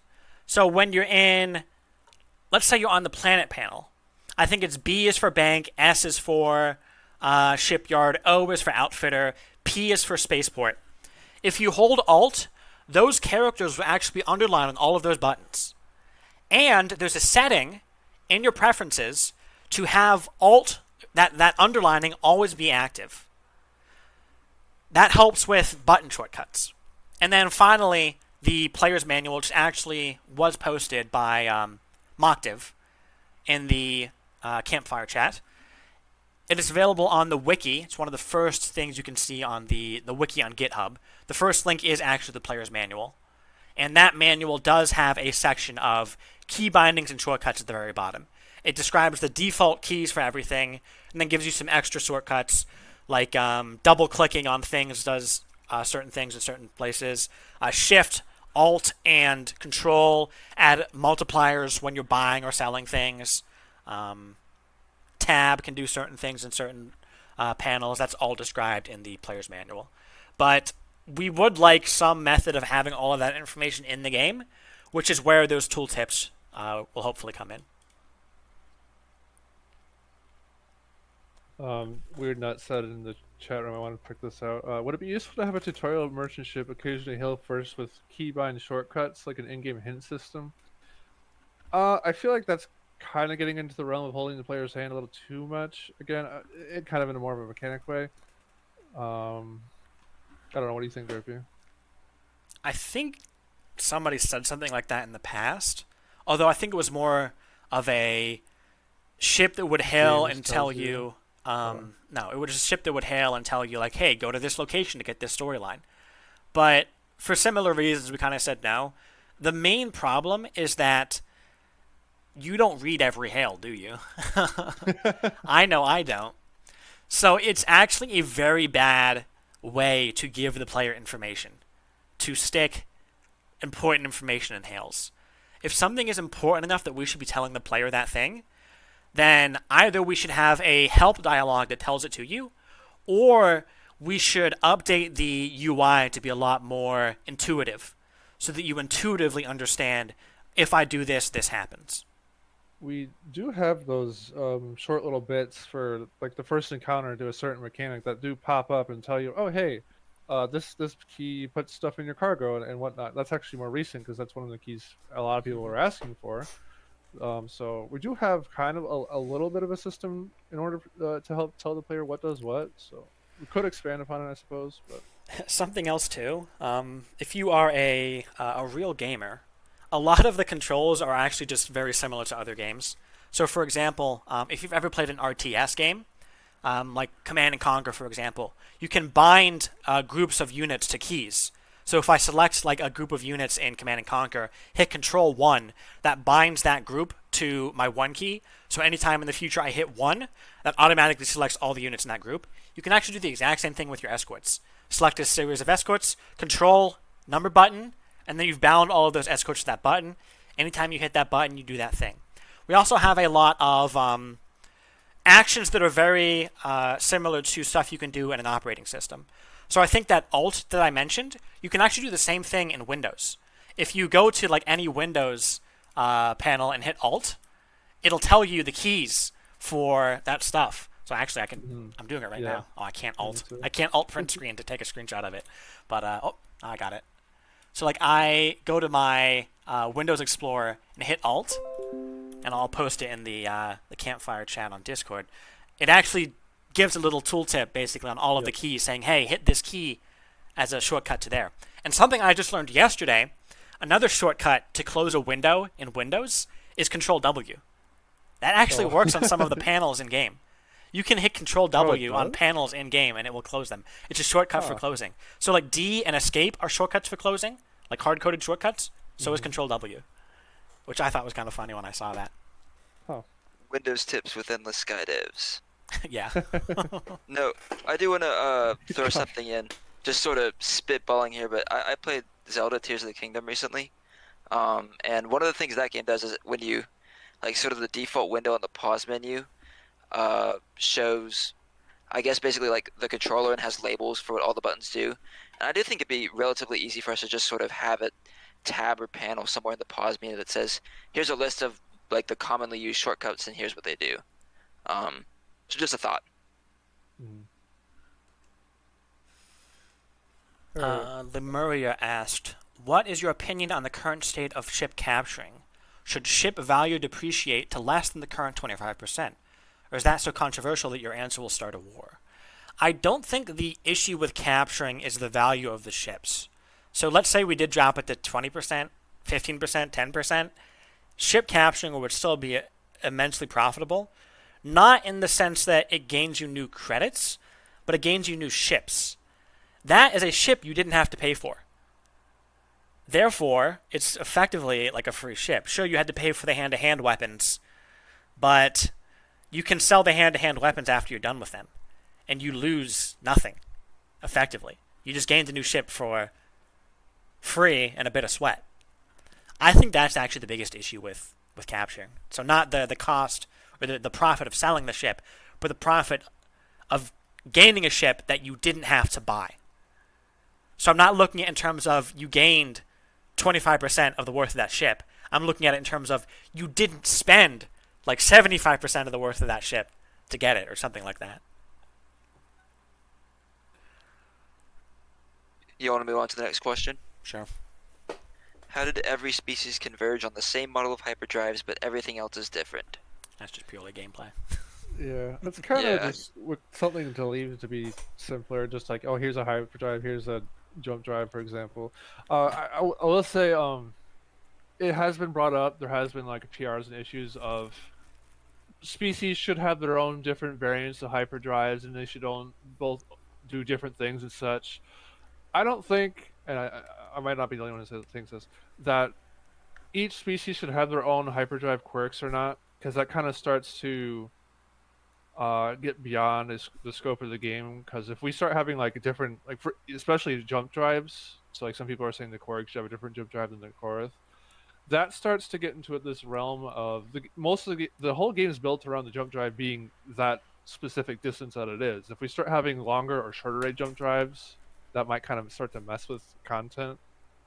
Um, I have said in the past, I think it'd be interesting if each species hyperdrive, if they had like a hyperdrive, but it just had different art. Um, what are your all thoughts on that? Yeah. So like they're all like it'd be the same stat wise, but it could look different. But at the end of the day, a big lore plot in Endless Sky is the hyperdrive is this particular line in the species development. You find the hyperdrive, that's your spaceborne, you're jumping, your tier 1 or something like that. Something literal plot device. Yeah. So there are different types of Korath, they steal and they also develop jump drives. That's part of the lore is that the jump drives they have aren't just stolen. They've learned to develop them. So there are different variants of hyperdrive. So there is the hyperdrive, there is a jump drive, and technically there's a scram drive too. But that's like a different mechanical drive rather than a species-specific drive doing something different, that's what we want to avoid. I will say though, there is an example like with the Zaplo in their PR, they do have a different type of hyperdrive. So it's to say that there could be examples of different variants of hyperdrives doing different things, but not. It shouldn't be something that the entire game has. Like there shouldn't be a different hyperdrive for every species. If there is a different hyperdrive than the original, it should be sufficiently unique and have a lore reason for it to exist. Other than besides the idea of there are different species, so they should have a different hyperdrive. Like that should not be the reason why something does have a different hyperdrive. I know for the Zaplo one, it has to do with living in the core, and I think it's something with the heat or trying to escape certain threats. So like that's a lore reason, and not just these things are a different alien than humans. So it's to answer the question, it's just kind of a gameplay thing. It's not really a lore thing that there's the same model of hyperdrive. Having different visuals in the future would be neat, but having different stats is a different story.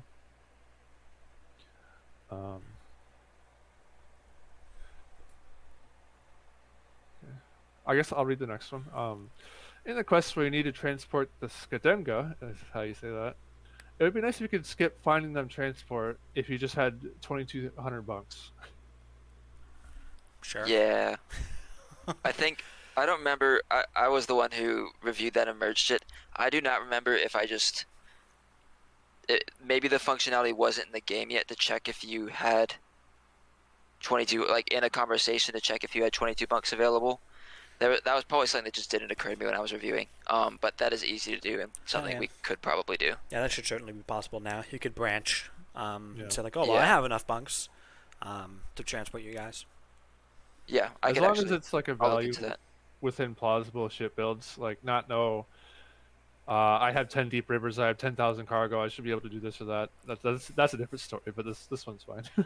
Yeah, it's a fringe case for sure, 2,200 bunks, but it'd be cool to be able to do it. Mm-hmm. Next one. Derpy, do you want to take it?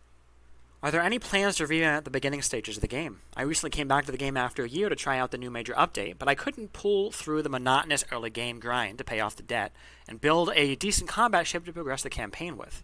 I feel like the early game also turns away a lot of new players who have yet to experience the game's expansive ship customization and excellent writing. Early game is definitely something that we want to make sure is enjoyable, but there should probably also be an aspect of difficulty to the early game.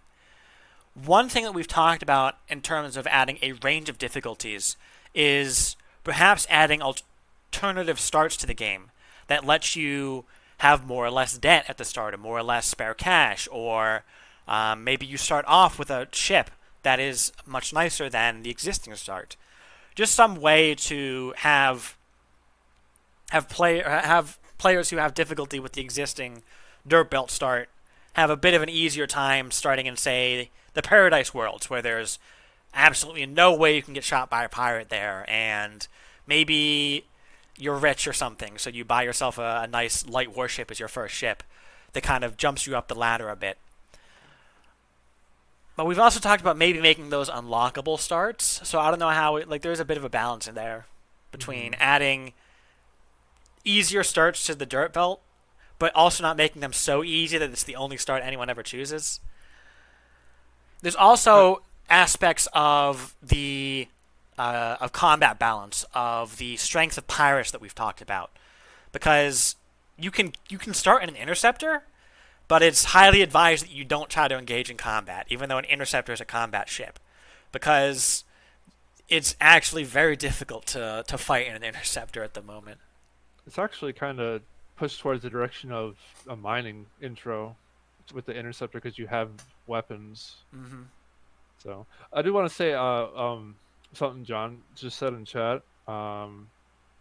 He's playing the game right now, the intro of the game, and he paid off his debt, half of it, while listening here. That is, saying it's not much of a grind. That That is is something that comes up quite a lot.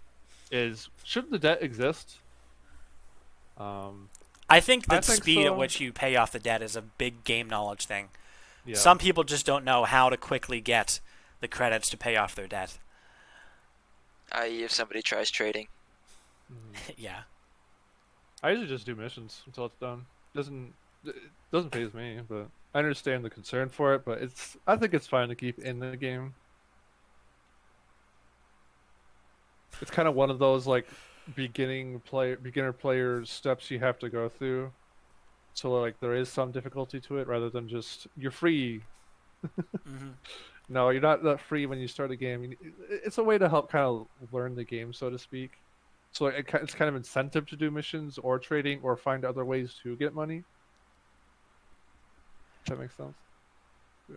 Sure is baiting me at the moment. What are the developers' thoughts on the scale of weapons range and the general distance at which combat happens?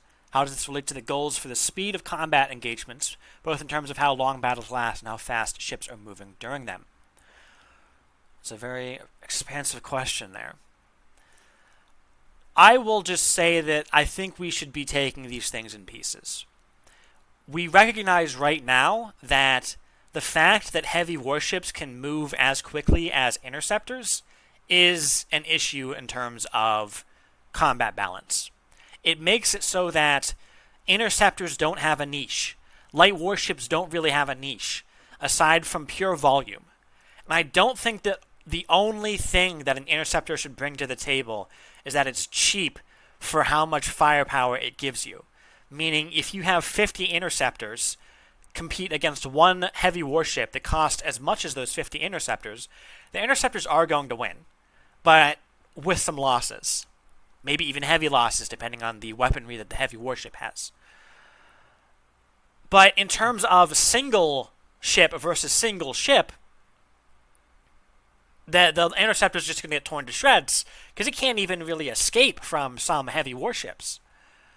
Because of this, I've talked about for some time bringing down how fast the heavy warships move, either by greatly increasing their mass or Doom Korth has a pull quest that flattens out the engine speed progression so that bigger engines aren't as much of an improvement over the smaller engines. It's still an improvement, but it's not such a massive improvement, which is actually something that I pointed out a long time ago when we were first talking about this speed thing. Speed of a ship is determined by its acceleration the speed of a ship can be described by two stats: acceleration and max speed. Max speed is your total thrust divided by your drag, the drag on your ship. Ignoring that there's not really drag in space. We have a max speed just for gameplay purposes. Your acceleration is based off of your thrust divided by your mass. And I ran the numbers once, and the rate at which mass and drag increase as your ship gets bigger is slower than the rate at which engines become more powerful as they get bigger. Which means that, or it was the very least like very close, which means that getting a bigger ship doesn't mean a slower ship because the engines keep pace with the size of the ship. That shouldn't really be the case. It should be either we bring down the curve of the increase in speed of the thrusters, or we increase the curve of the mass and the drag, or a bit of both, which is probably the route that we'll be going. Once we get heavy warships moving at a speed that we feel is good, then I feel like we can move on to a discussion of weapon ranges and battle distances and how long a battle will last. Because I'm actually expecting that if we slow down heavy warships, they won't feel like heavy warships. They'll just feel like sitting ducks. So I'm imagining that as soon as we slow down heavy warships, that's going to lead into probably increasing their health pools in order to actually give them a fighting chance given their slower speeds. And we can also talk about the distance the battles occur at in terms of, well, what are the ranges of weapons that you will expect an interceptor to have versus what are the ranges of weapons you will expect a heavy warship to have. And this also very much ties into discussions of combat AI. Does the AI distance itself well from its target? Which historically has not been the case. We've made tweaks here and there to try and have battles occur at more reasonable distances instead of every ship just trying to get as close to the opponent's ship as possible. Because right now, while a particle cannon might fire at 600, 700 range, it's going to get as close to the enemy ship as possible regardless. That shouldn't really be the case. If a ship can keep range from its target, it should keep range from its target. The only time that actually occurs right now, though, is when you have a ship with a bunch of missiles on it. And the ship will realize, oh, hey, I have a bunch of missiles, I'm just going to fly away and try and bombard the target from afar. So this is, the point is, though, this is a very complex system that we're talking about in terms of game-based balance, or combat balance. It isn't just, we tweak one thing and then it's fixed. We have a bunch of knobs that we have to tweak, and we can't just say, oh, flip this, this, this, and this, and it'll be fine. Well, if we flip this, this, and this, we might have a different interaction that we were not expecting. So I'm saying we should take the approach of, let's tweak one knob, see how that looks. Tweak the next knob, see how that looks. I was actually looking at, is it Stuff Made Here? I think it's Stuff Made Here. He did a video on a robot that that signs cards automatically for him, because he had to sign a bunch of cards for Patreon supporters or something, but he didn't want to write out all those cards himself, so he made a robot do it for him, but he wanted it to look like it was written, like handwritten. So he trained this robot with some AI or whatever to actually make it happen. And in that video, he explained how these certain AI models work, where you have these knobs, effectively, that you tweak the knobs here and there until you get a better result. I'm saying we should do the same thing with our combat, where we tweak one knob, is it better or worse?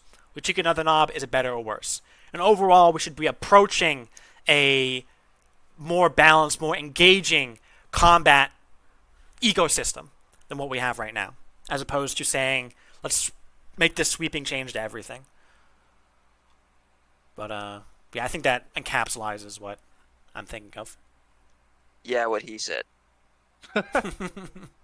Yeah, I don't think I can really add anything to that. I think Derpy's thought about this a lot, and I think he hits the nail on the head better than certainly I could. I don't know if Sug feels the same way. So we are coming up on the hour here, but I think we could still get to the rest of these responses as long as we stay on topic. Yeah, do you just want to speed run the last ones? Yeah, we can, because some of them are actually duplicates. Hold on. This one, Derpy's going for you. Jonathan Bennett pinged me. Repeating myself with a tag. A quality of life thing would be nice, or that would be nice, is some way to know which local maps you don't have yet. So I said local maps aren't for any specific area. It's just an outfit that when you buy it on a planet, it reveals a certain number of systems. Is it one or two? So what it actually does is it gets you the 12 nearest systems. Okay. Yeah. Which it's not like for... So it branches out a bit and finds the first 12 systems it can that are closest to you. If you already have the local map like if buying a local map wouldn't give you any new systems, it does actually display as purchased or not for sale or something to that effect, or I think maybe installed or something that doesn't make sense. It doesn't let you buy a new one is the point. Mhm. But if you're talking about like being on the map, like the galaxy map, and seeing where could I buy a local map that would allow me to discover new systems, that is actually something we could potentially look at doing. Yeah, I mean, right now Yeah. the strategy is just to look at where's grayed out, like where can Yeah. you see a system that you don't already have, but it's a bit difficult to visually see that. Yeah. Well, some systems are intentionally so, but Yeah. all right. This one's an important one, Derpy. It was actually brought up during class. Previously, you said you would discontinue Mac support. Since Apple Silicon seems to be quite capable in gaining popularity, have you or are you willing to reconsider? The discontinuation of Mac support was contingent on if Apple completely removes the ability to run OpenGL games on Apple devices. Insofar as that hasn't happened, it doesn't seem like it's going to happen, the answer is that we're not actually going to discontinue Mac support. If that day comes where Apple, for whatever reason, is going to shoot themselves in the foot and say no more OpenGL software on our devices, then that's when we can maybe discuss this more. But at the moment, it's just the future is cloudy. Can't really say one way or the other how things will go. But for the near future, you don't have to worry. Next, high reveal when. We kind of went over this already, but When we get to something, it. yeah, something I'll note is that the plan is to release new chapters of high reveal with every major release going forward until we're finished. Mhm. Maybe we get a couple chapters in a release, maybe it's just one, but the plan is it's something Very that's going to be minimum. continually built up over the Yep. next few major releases, and it's something I still need to work on for this one. Yep. According Kardashev scale, can you rank each of them? Each of what? The species in the game, I believe. I think Uh, everyone is around 1 on the Kardashev scale. Yeah. And the except Quarg are Drag. around 2, and that's it. Yeah, the Drac probably were around 2 in the past. I don't know if they would count anymore. Same with But yeah, Pug. Hector says they're all tier 1. Yeah, the Kardashev Yeah. scale is not really too crazy. Yeah. The Quarg and above, possibly too, but no. We'll first last see Heron The action. Heron. The Oh, Heron in Heron, action. the ship. Okay. So, spoiler alert. Eventually. For those who don't want to hear it, I believe it just wants the player to eventually be able to pilot it for a mission or like a series of missions for the Remnant campaign, but otherwise not own one. Not like be able to purchase and own one forever. So. It'll be a limited time access thing. Yeah. Azure says Heron shouldn't be canon. I mean, we have to get to the point where it's even Yeah, discussed we in have the to story. kind of. It's not canon at the moment, so you're happy. It's currently a person ship. I will say though, I've had my reservations about how it's actually going to fit into the game.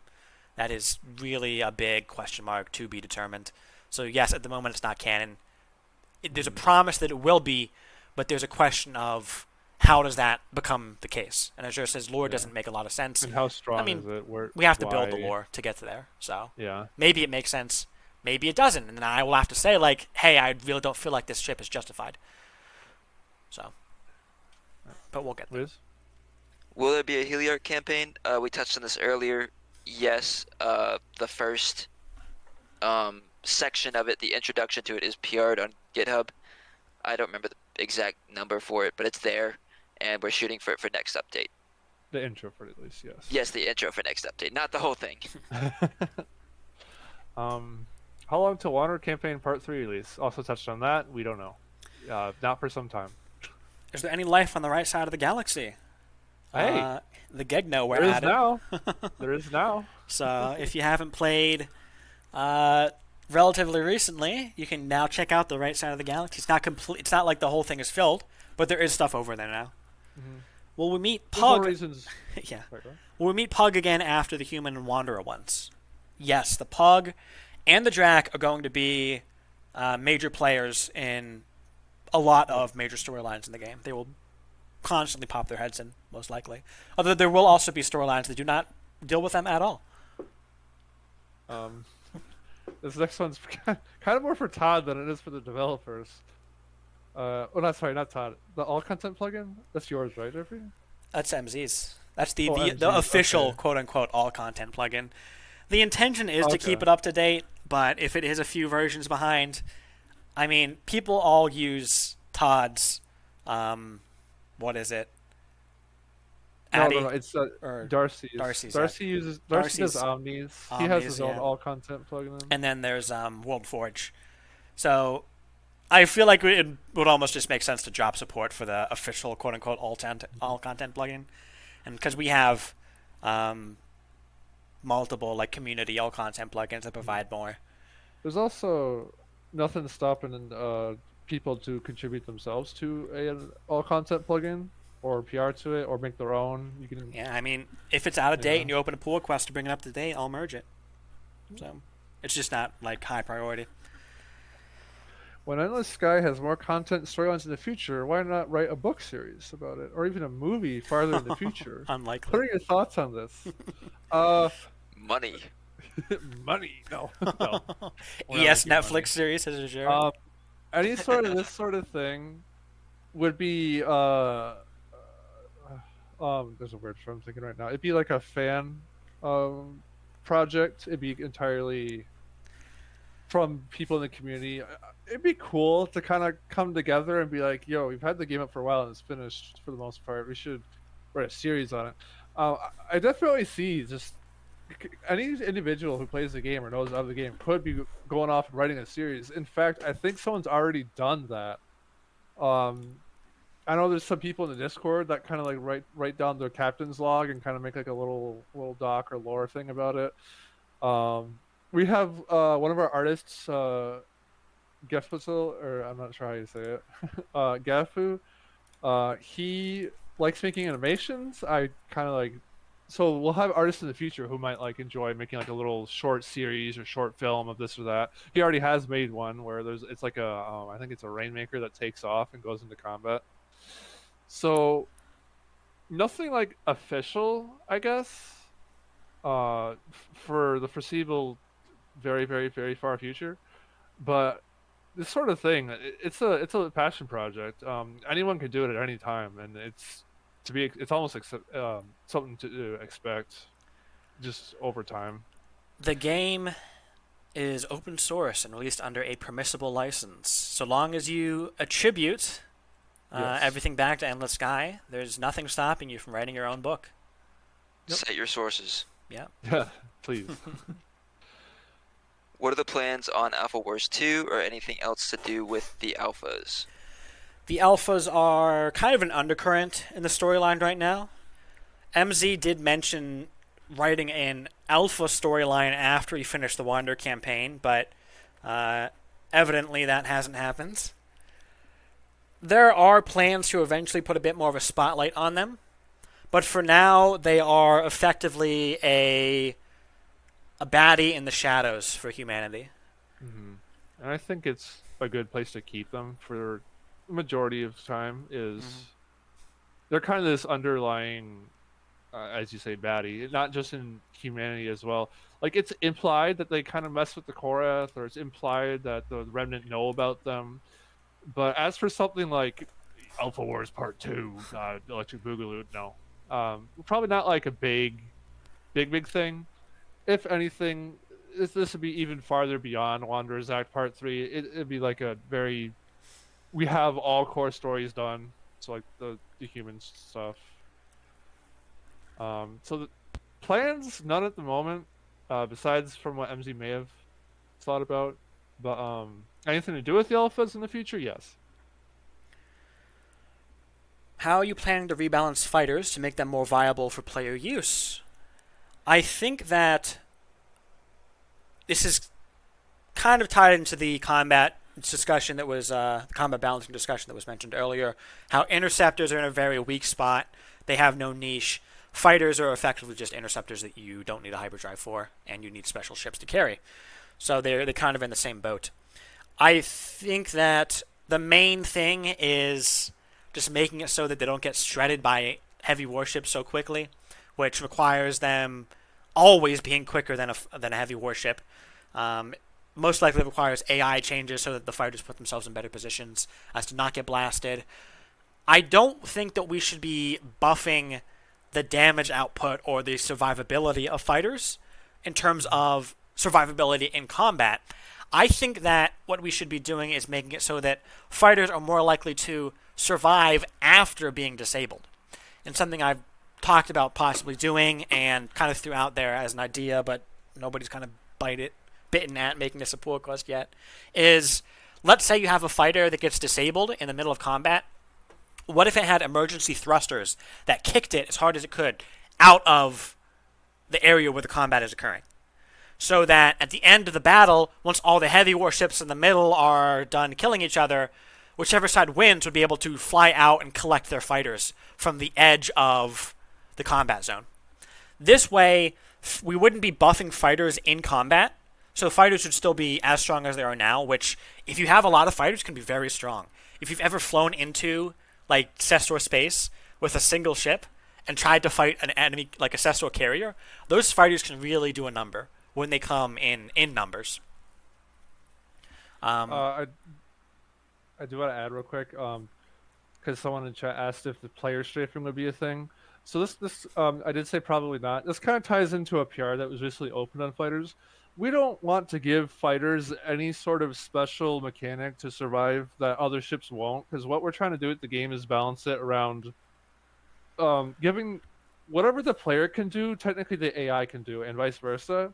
We don't want to give, say, the fighters, an ability to survive that the AI fighters wouldn't also have, and we don't want to give the player a combat capability that the AI also won't be able to use. So we want them on an even ground in terms of what they can do. We don't want like a special mechanic because of something that's needed balancing. We would probably want to balance it in other ways before something like that, which we probably wouldn't want in the first place. So, did you want to say something else, Derpy? Yeah. Todd mentions that carriers don't really carry that many fighters. Well, if we increase the mass of carriers, then that actually gives us room to increase the number of fighters they carry. Because I mentioned how mass is tied to acceleration, and it's also tied to turn rate. I did not mention that. If we add too many fighters to a carrier, then the mass of the fighters becomes a detriment to the carrier. Mm-hmm. So it would be like super sluggish if you were to add the fighters into it.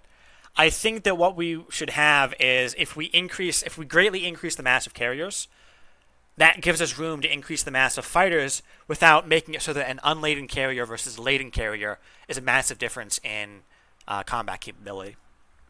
Derpy has said in the past he'd like to give ships more fighters, some ships, or carriers in general, to kind of separate them. So like one of the things would be like maybe the area has 4 instead of 2. Yeah, like double in most cases, at least. Or maybe like 50% more in some cases. Yeah. Just something. Although, if you're thinking like, 20 fighters, 30 fighters, like, no, we're not going to. No. It shouldn't be too much. The only ship in the game that has that many, well, there's only 2 ships, are the Course Mammoth and the Remnant Heron. And those are very unique ships, so. Alright, let's hit on some. I got 2 pings. One was someone asked if the Galaxy sprite is going to be expanded to Azure, and somebody pinged me for it. No, until I say yes. Lemuria says, if a coalition campaign is released, how much effort do you think it would take to rewrite 8025 to fit in it? Probably not much. Like, isn't that just like a side mission? Yeah, I don't see why a campaign would affect that. Yeah. Iraqi answered that a little bit, and my personal opinion upon reading Lemuria's pull request is that it wouldn't be too bad either. Alright, so Azure said, this is why I've been saying that we need to fix the mass. I said, I'm saying that too, though. And he's like, I get that, but it's very frustrating that whenever I bring it up, some people immediately dismiss it with, you just want realism, and we don't need that. Like I said earlier, you need to give explanations for why. And those explanations can't be realism. Well, I'm not saying that you have been. In that case, like, those people. Like, if they're being assholes, they're being assholes. Like, I'm sorry, I can't really help that, but realism is literally a meme. True. But this is one of those cases like choose your battles. Um, Like I say that to Sog, choose your battles. yeah. All right. But I So definitely, I honestly agree with you more often than not, Azure. Like, maybe a shock to some people, but I do actually agree with Azure a lot. Maybe not more often than that, but a fair amount. And this one is definitely one I agree in terms of well, yeah, I've scaling. always think scaling is one thing. Ship I'm, scaling, I don't it depends care. on how you define scaling, though. Yeah, Scaling of what? We were talking about scaling of size earlier. I think the size scaling is not going to change. At least not very much. Scaling of combat. Scaling of mass, that could acceleration, that Azure just said, yes. Scaling Yeah, of ranges, I think that's a bit of a discussion for later. I know people have talked about making longer range weapons than we have right Yeah. now. But like I said, I feel like that's a discussion for speed is in a spot we like it. Maybe AI needs to be in a spot we like it first, too. Then we can talk about, okay, maybe we expand ranges. Visuals and mechanics skill are separate. So, well, sort of. All right. I'm going to take this next to last question here. What is the status? It's a pretty loaded one. What is the status in regards to endgame storylines, i.e., Korg versus Coalition and potentially Drak versus Pug? Will the Korth Exiles ever be able to reintegrate into society? Could the Pug help with that? The Korg Coalition thing is a planned route for, I believe, the Heliarch campaign. I don't know if it's both the Resistance or Heliarchs, but the status of Lunarian. that, Lunarian, yes, Mr. Lunarian, fam. So yeah, the Korg versus Coalition thing, the status in regards to that is the intro to the Coalition PRs is sort of the intro to that. So it is a plan. It might happen, or not might, it will happen in some shape or form. Drak versus Pug, I really don't know. At the very most I've ever heard us talk about that, it'd be like a after everything else in the game has happened thing. But at the very least, or at all, I'm not sure of it being a thing happening at all.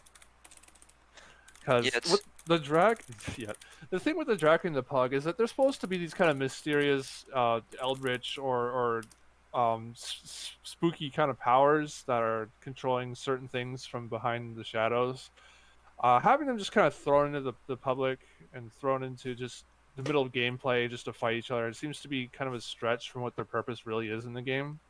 Some things in sci-fi and storytelling in general are better left kind of in the dark in order to tell their story.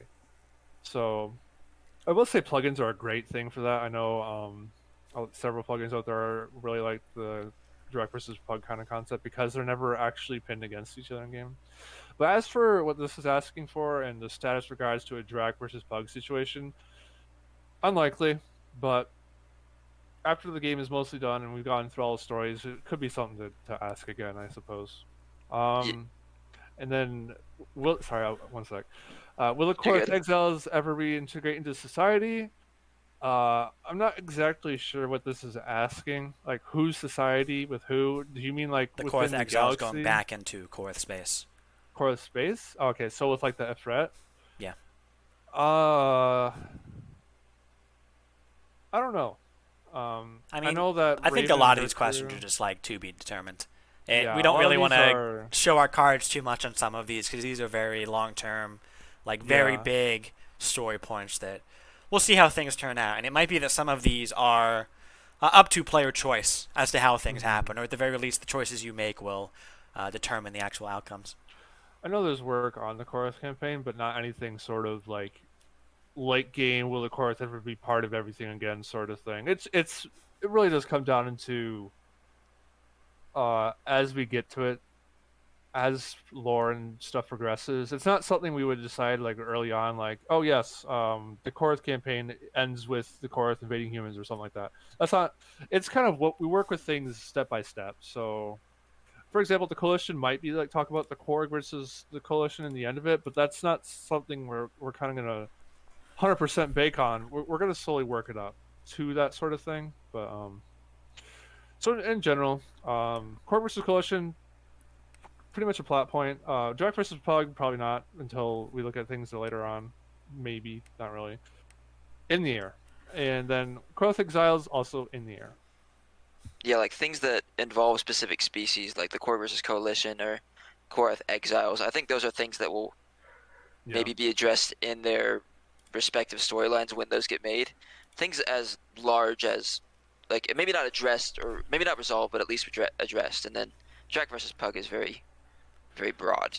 Something Gray has told me in the past, which I think is actually super important concerning this sort of thing, is we only want, or I mean, it's something Gray said, so maybe not something you guys agree with as developers, but I think it's a good concept to keep in mind regardless.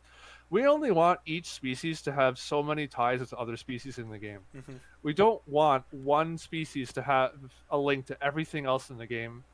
Having these kind of dynamics between certain ones is important for storytelling. So, for example, the humans, spoiler alert again, um, humans currently interact with the most species, but that's partly because they're the focus of the game, and you're a human.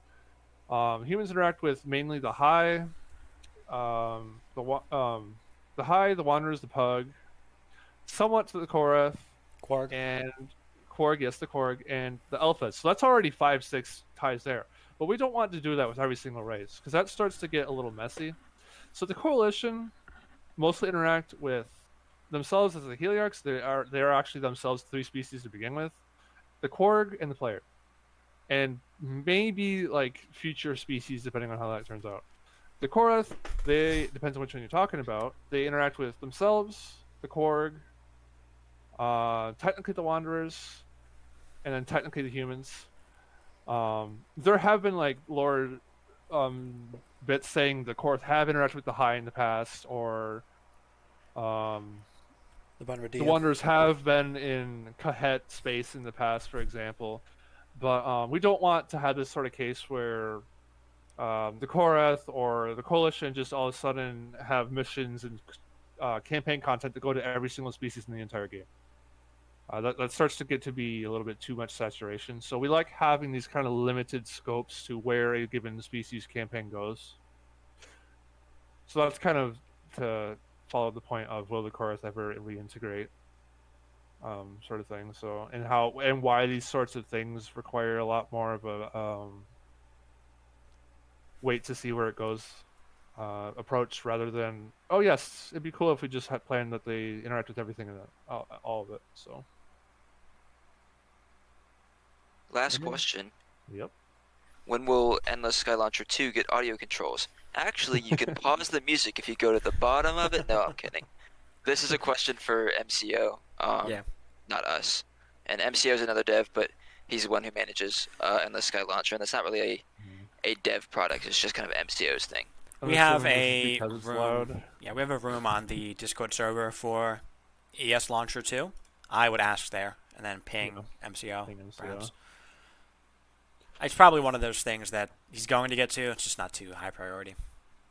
Yeah. All right. Well, that is the end of the questions that we had. If anyone else wants to ask anything quickly, then go ahead. But I think we're going to wrap up here because we have eclipsed 2 hours. We're approaching 2.5, which is about the time we About kind of where wanted to we'd finish like up. it. Yeah. Yeah. So any like last minute questions that aren't super involved. Hmm. So just a reminder, Ooh, there's one. the plan is to do these the first Saturday of every month. We want to have as many developers available as possible, so we'll probably bounce between multiple times that we do this. So this was probably the main time that we'll do this, but sometimes we might start. I think 8 hours later is what we were thinking of, around 10 Eastern U.S. instead of 2 Eastern U.S. Mm-hmm. Kind of alternate. Yeah, maybe not exactly alternate, but at the very least, something every so often we'll do the other time. Yeah. Find times to have everybody involved. Yeah, As much as because you can. we have different developers available at that time. Something Yeah. I'll note though, not all of the developers get on mic, so I Yeah. don't know exactly how we're going to do Yeah. those future events. Mhm. I mean, We it's mainly Derpy and Sog, and then me and Quick sometimes. Yeah. yeah. Warp does have a mic. He just it's not a very good mic. He types quite a lot though. Quick does have a mic. Quick will talk. And doesn't type or does type. So yeah, it just kind of depends who's available, who speaks, etc. So do we, Doom 2 Alien. So do we. So, here's a question I liked. Doomcore asks, "What's your favorite ship?" Tempest. That is. Oh, that was quick. I just Liz, know. what's yours? I'm an Osprey guy. I think it just looks cool. Respectable. This is a very hard question because I can answer that question based on the species, but not the entire game. You could don't ask the art dev that question. He'll spend Yeah, 3 hours answering it. Exactly. We'll just go on. Like if you asked me before I made the Gegno, I would straight up tell you the Airy, but I kind of have to be That's a good biased. one, Yeah. Yeah. So overall, Airy. Korath, I like the Techfire 109. Not because it's a fun ship. In terms of core ships, I think the Metpar Tech is my favorite. Yeah. The light warship for the Cester. We are kid haters here. We don't like the meta. I mean, I'm thinking in terms of aesthetics, though. Honestly, when I think favorite ship, I don't think what's the strongest ship. I think what looks good and also feels good to fly, which might not necessarily be the best. I just Very like the true. Airy as a human ship. The Osprey is also probably one of my go-to medium ships for human story. I usually go Shuttle, Bounder, Argosy, Osprey, or Airy, and then whatever from there. Bastion for you, Road. Cool. I don't know many people who like the Bastion. Bastion's cool. And then yours says Peregrine or Peregrine. Peregrine, how do you say that? Peregrine. Peregrine. Yeah, that's a lot of people's favorite. The two fan favorites of Endless Sky seem to be the Peregrine and the Kiv. And sometimes the Kestrel. So, any other question? In the future, we may have guests on, so it wouldn't just be the developers, but we might have, like if Iraqi, for whatever reason, like we wanted to do a focus stream on the coalition, we might have him speaking. If he wants to. Yeah. If he wants to. Favorite gun, ion cannon. That's an easy one for me. I love the ion cannon. Proton gun. You just like the shotgunny. Yeah. Flamethrower. Road, you cross out 18 gun Kestrel, but the truth of it is that there's a 17 gun Kestrel that's called the Bunrodian. What is it? Chigariki. Yeah, I think that it thing is. actually has 17 guns. And it's heavy. It's fat. I will say some Gegner ships have more guns than that, but they're angled. Yeah. All right, well, I gotta head out soon. Is there anything else you Alrighty. want to kind of touch on before we close it out? So we say this is monthly. Next time we do this will be what, the 5th of September? The day after my birthday? The 5th. Or should we do it? 2nd of The September, 2nd. you mean? The Oh. 5th is a Tuesday.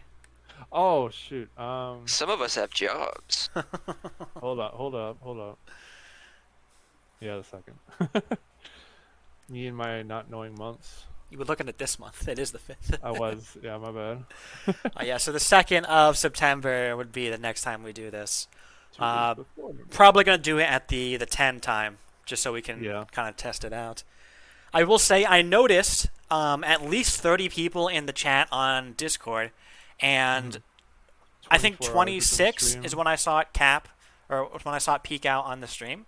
So I'm glad that we have a lot of interaction going on. Normally the dev streams we have like 10, 15 people watching when we're doing like individual stuff, but Well, it's for you, yeah. We did ping everyone. some of us get 1 or 2. Yeah. I Gotta got like 4 or be more 5. aggressive with letting people know when you're available. It's when you're because we streaming. pinged everyone. We don't do Yeah. that. Yeah, we're gonna what ping. confused. We're going to ping everyone for all the future times we do this as well, but we'll be moving the pings to stream notifications. So if for whatever reason someone doesn't want to be pinged for every single one of these and they only want pings for like major events or new releases, then they can just mute the stream notifications if they don't want those pings. There are dev streams. Check out stream notifications where we typically post us streaming. It's usually on the sky. Sometimes it's like me playing the original games, EV Nova and whatnot. Sometimes it's Warp playing his Endless Sky playthroughs. Sometimes it's Wiz reviewing PRs. Typically it's Derpy reviewing PRs. But yeah, we do stream. Yeah, just individual stuff. Yeah. This is the Yeah, big trying one where to- we all or try to all get together.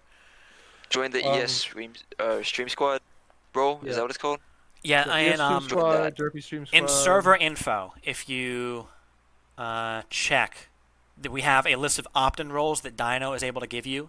If you do question mark followed by a couple of different role names, and you'll be given those notification roles.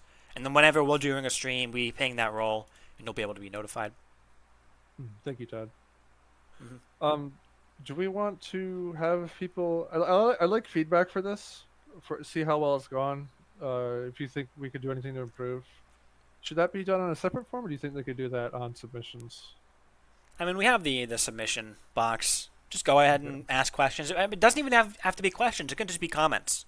Yeah. I don't know if we're gonna do we're probably gonna do a new one with every for every event, so it's not like the Yeah. same one that we just keep stacking onto. All But right, so then we can use the one we use for a certain session, and then any more comments after we've gone through them can be how did we do, or is there Anything something we didn't missed, or yeah. I mean, you could just ask it for the next one. Hey, can you cover this topic? You didn't cover it last time.